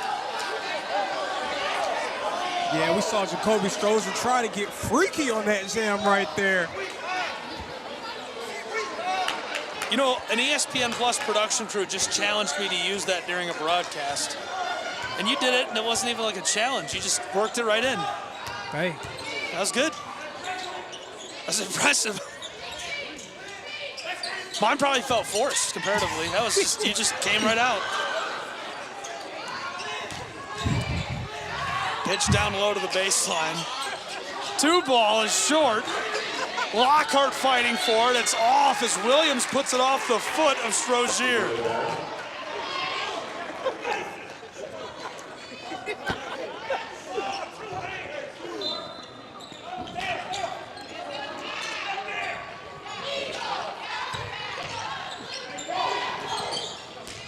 Pitched onto the floor.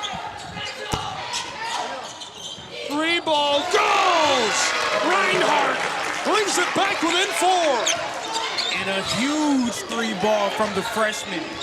Not really known as a long-range sniper, but in winning time, you need somebody to step up, and Arrayo Jones to the rescue.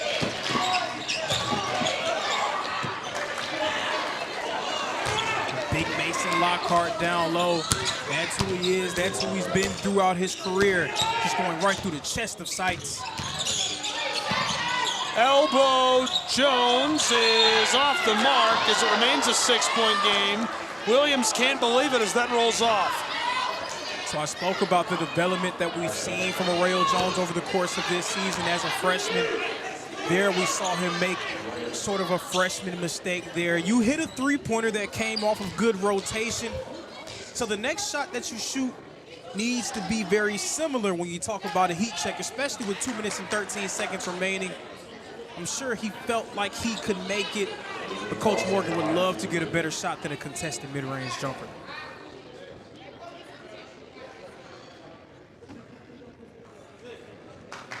And you can see Coach Morgan definitely had something to say to Arrayo Jones after that, and looks like Arrayo Jones is going to take a seat after that one, and a learning experience for a player who's been so productive for Reinhardt and still so young, someone who has a very bright future.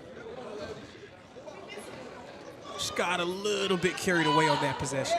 Cross at the line, he's got 13 points. Lockhart's got 13, Brown's got 3. Cottle has 29 and 3 fouls, Carball with 11. Pardon me, so Arrayo Jones didn't check out. He was getting checked out by the trainers. Coach Morgan saying, hey, what are you doing? You got to get back in the game. 5 on the floor for Reinhardt, A.J. Shaw, T. Williams, Brown, Blake, and Jones. Jones has 7 for Blake, 17 for Brown, 4 for Shaw, and 20 for T. Williams. But he's got 4 fouls. Yeah, he had 2 fouls early in the first half. He was held to just 2 points with limited play time, but 18 here in the second half.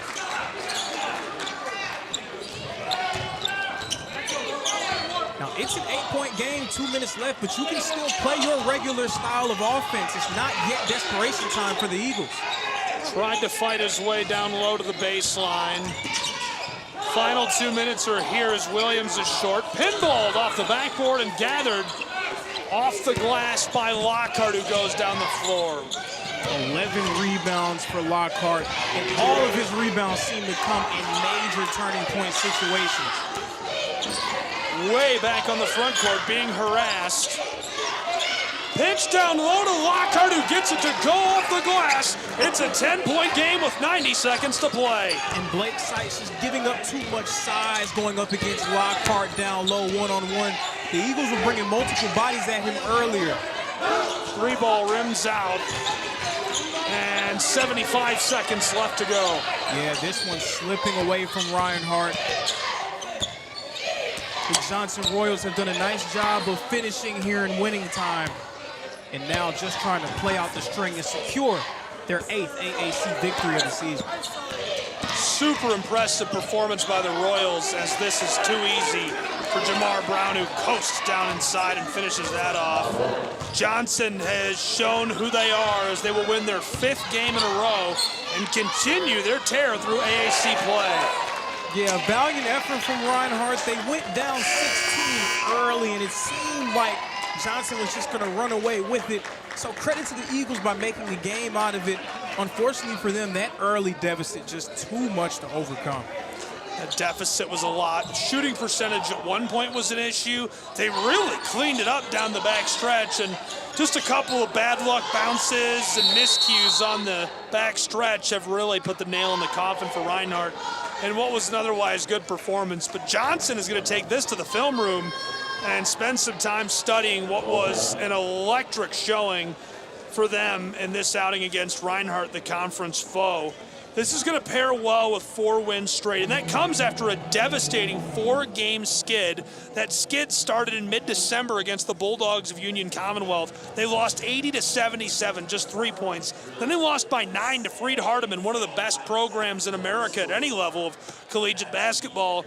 After that, they had to battle the Rams of CIU and lost by just 7. And as if that wasn't enough, they took a heavy loss at the hand of the Pikeville Bears to round out that 4-game skid. Pikeville now just outside of the top 10 in the latest coaches poll. But then the 4-game winning streak. TWU's Bulldogs couldn't handle them in early January. Then the Rams of Bluefield. Georgia Gwinnett was a 3-point win. Finally Montreat before Truett McConnell, who we don't have the results in for yet actually in the stats. I didn't realize they played that, so they might have not been on a 4-game winning streak. That was part of the snowpocalypse. The snowpocalypse, so they didn't play that game. Snowpocalypse, I like it.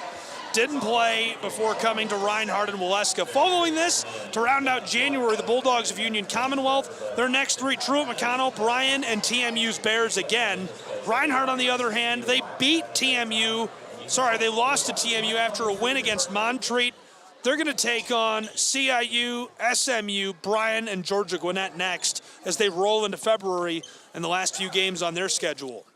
So Reinhardt right now 10th, Johnson 3rd in the AAC standings, 2 through 10 separated by just 3 games in the loss column. Reinhardt still hanging around in that logjam, but dropping games like these, it really makes it hard for Reinhardt to find their way up the standings. This would have been a critical victory for the Eagles. It would have given a loss to Johnson and added another victory to Reinhardt's total. They would have been 1 win outside of that top 2, top 3 spot. Now, might be a very difficult proposition for them to try to get back up the standings. Now, this is as tight as the Appalachian Athletic Conference has ever been. Bill Popp is actually in the house, kind of hanging out by the door, quietly watching. He's the commissioner of the AAC, lurking, if you will, from the doorway, along with Tony Campbell, head coach of the women's basketball team. This goes at the line for Mason Lockhart. Coming from the rafters like Sting. Kind of like that, yeah. Just hanging out there. Just quietly observing. 3-ball off the mark for Jones. Shot clock and game clock. Oh, Strozier. Turn the lights off. This one's over. Yeah, Strozier finishing this one in style for the Johnson Royals. What a performance for Johnson in a red-hot race to the finish for Reinhardt, for Johnson, for the Appalachian Athletic Conference. Really excited to see how the year finishes up. And, of course, SESN at the conclusion of the regular season will be in Kingsport. Actually, it'll be us, so we'll be back with you for the full ride. Really excited for the tournament this year. And, you know, last year was a blast. The women's side of the tournament is always so fun. I'm stoked for this year's basketball tournament. If you're interested in the swimming teams, we'll have swimming team coverage coming up from the AAC tournament in Kingsport. And, of course, men's volleyball before we have the softball, baseball extravaganza, the week-long showdown up in Kingsport, Tennessee, all in the Southeast Sports Network and AAC Digital Network. I'm really looking forward to that conference tournament for basketball down there in Kingsport. Kingsport always a terrific host for these AAC tournaments. And we spoke about the logjam in the standings. That means that it's going to be fireworks when we get to Kingsport. It's going to be some upsets on the horizon. It's going to be some nice, tight finishes.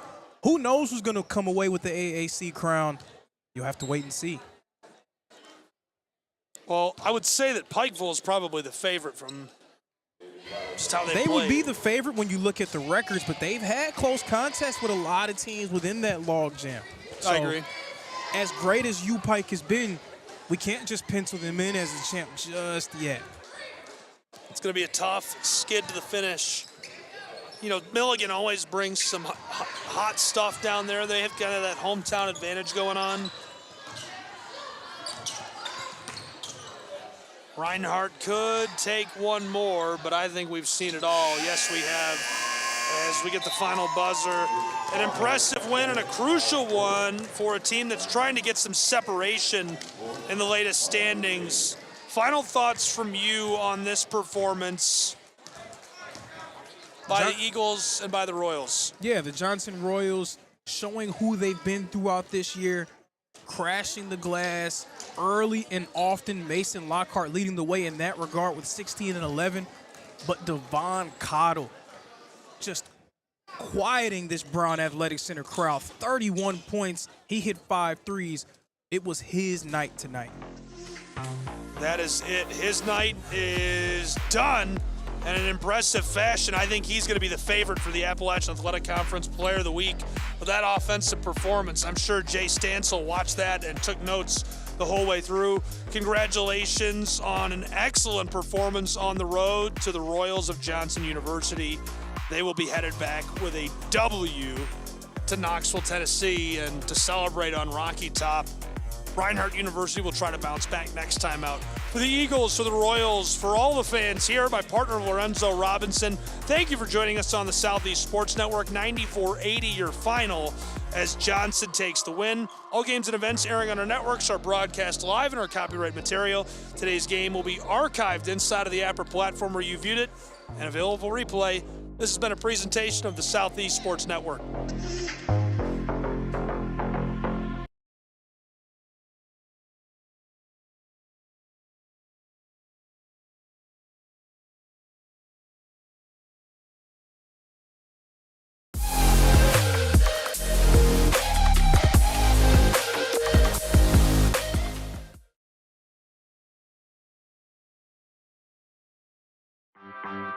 My West Hollywood story is exploring the iconic boulevards, endless shopping, and beautiful galleries. Inspiration is endless in West Hollywood. The neighborhood tells stories of established and emerging artists. You will find fashion and styles from all over the world here. A California sunset is the perfect way to end our day. We will take VIP tickets to this show every night. Our vacation is just getting started. This is our West Hollywood story. Come and find yours.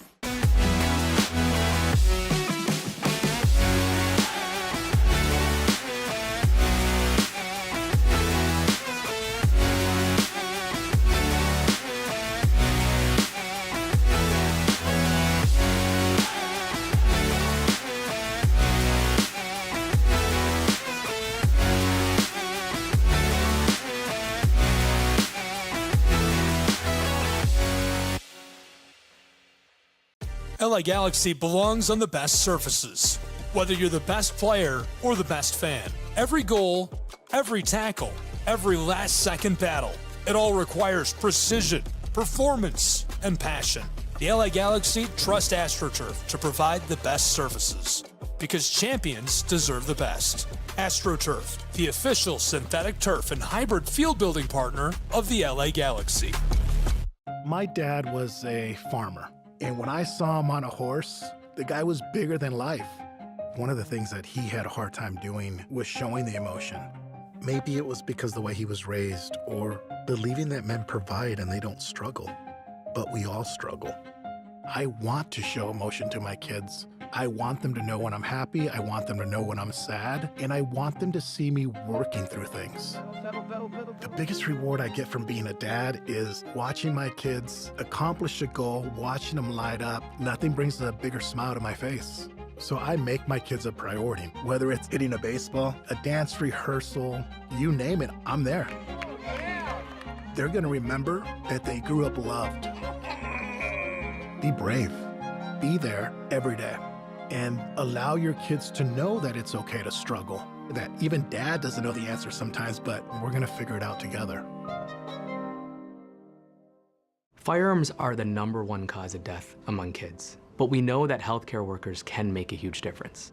This is why prevention is absolutely critical. It starts with listening to the community, leaning in on those conversations to better inform what is the approach that you want to take. You are the champions for change. You can be the catalyst for integrating firearm injury prevention strategies into your practice and really benefiting your community. Let's agree to agree that we all have a role to play in ending this crisis. In Major League Baseball, you could dream with no limits. You could become your hero. Steal the show. Or even start a new club. You can meet the moment and exceed the hype. You can write a new chapter of history and let your city dream again. This season, anything can happen. Everyone has a ritual, that small thing that keeps us focused. A habit we never skip to clear our minds and elevate our performance. But what do you do to keep your head in the game, to drown out the self-doubt and support your mental health? Because being your best isn't just about taking care of your body. It's about taking care of your mind and mental health. Discover the resources you need to keep your mind focused and your mental health a priority.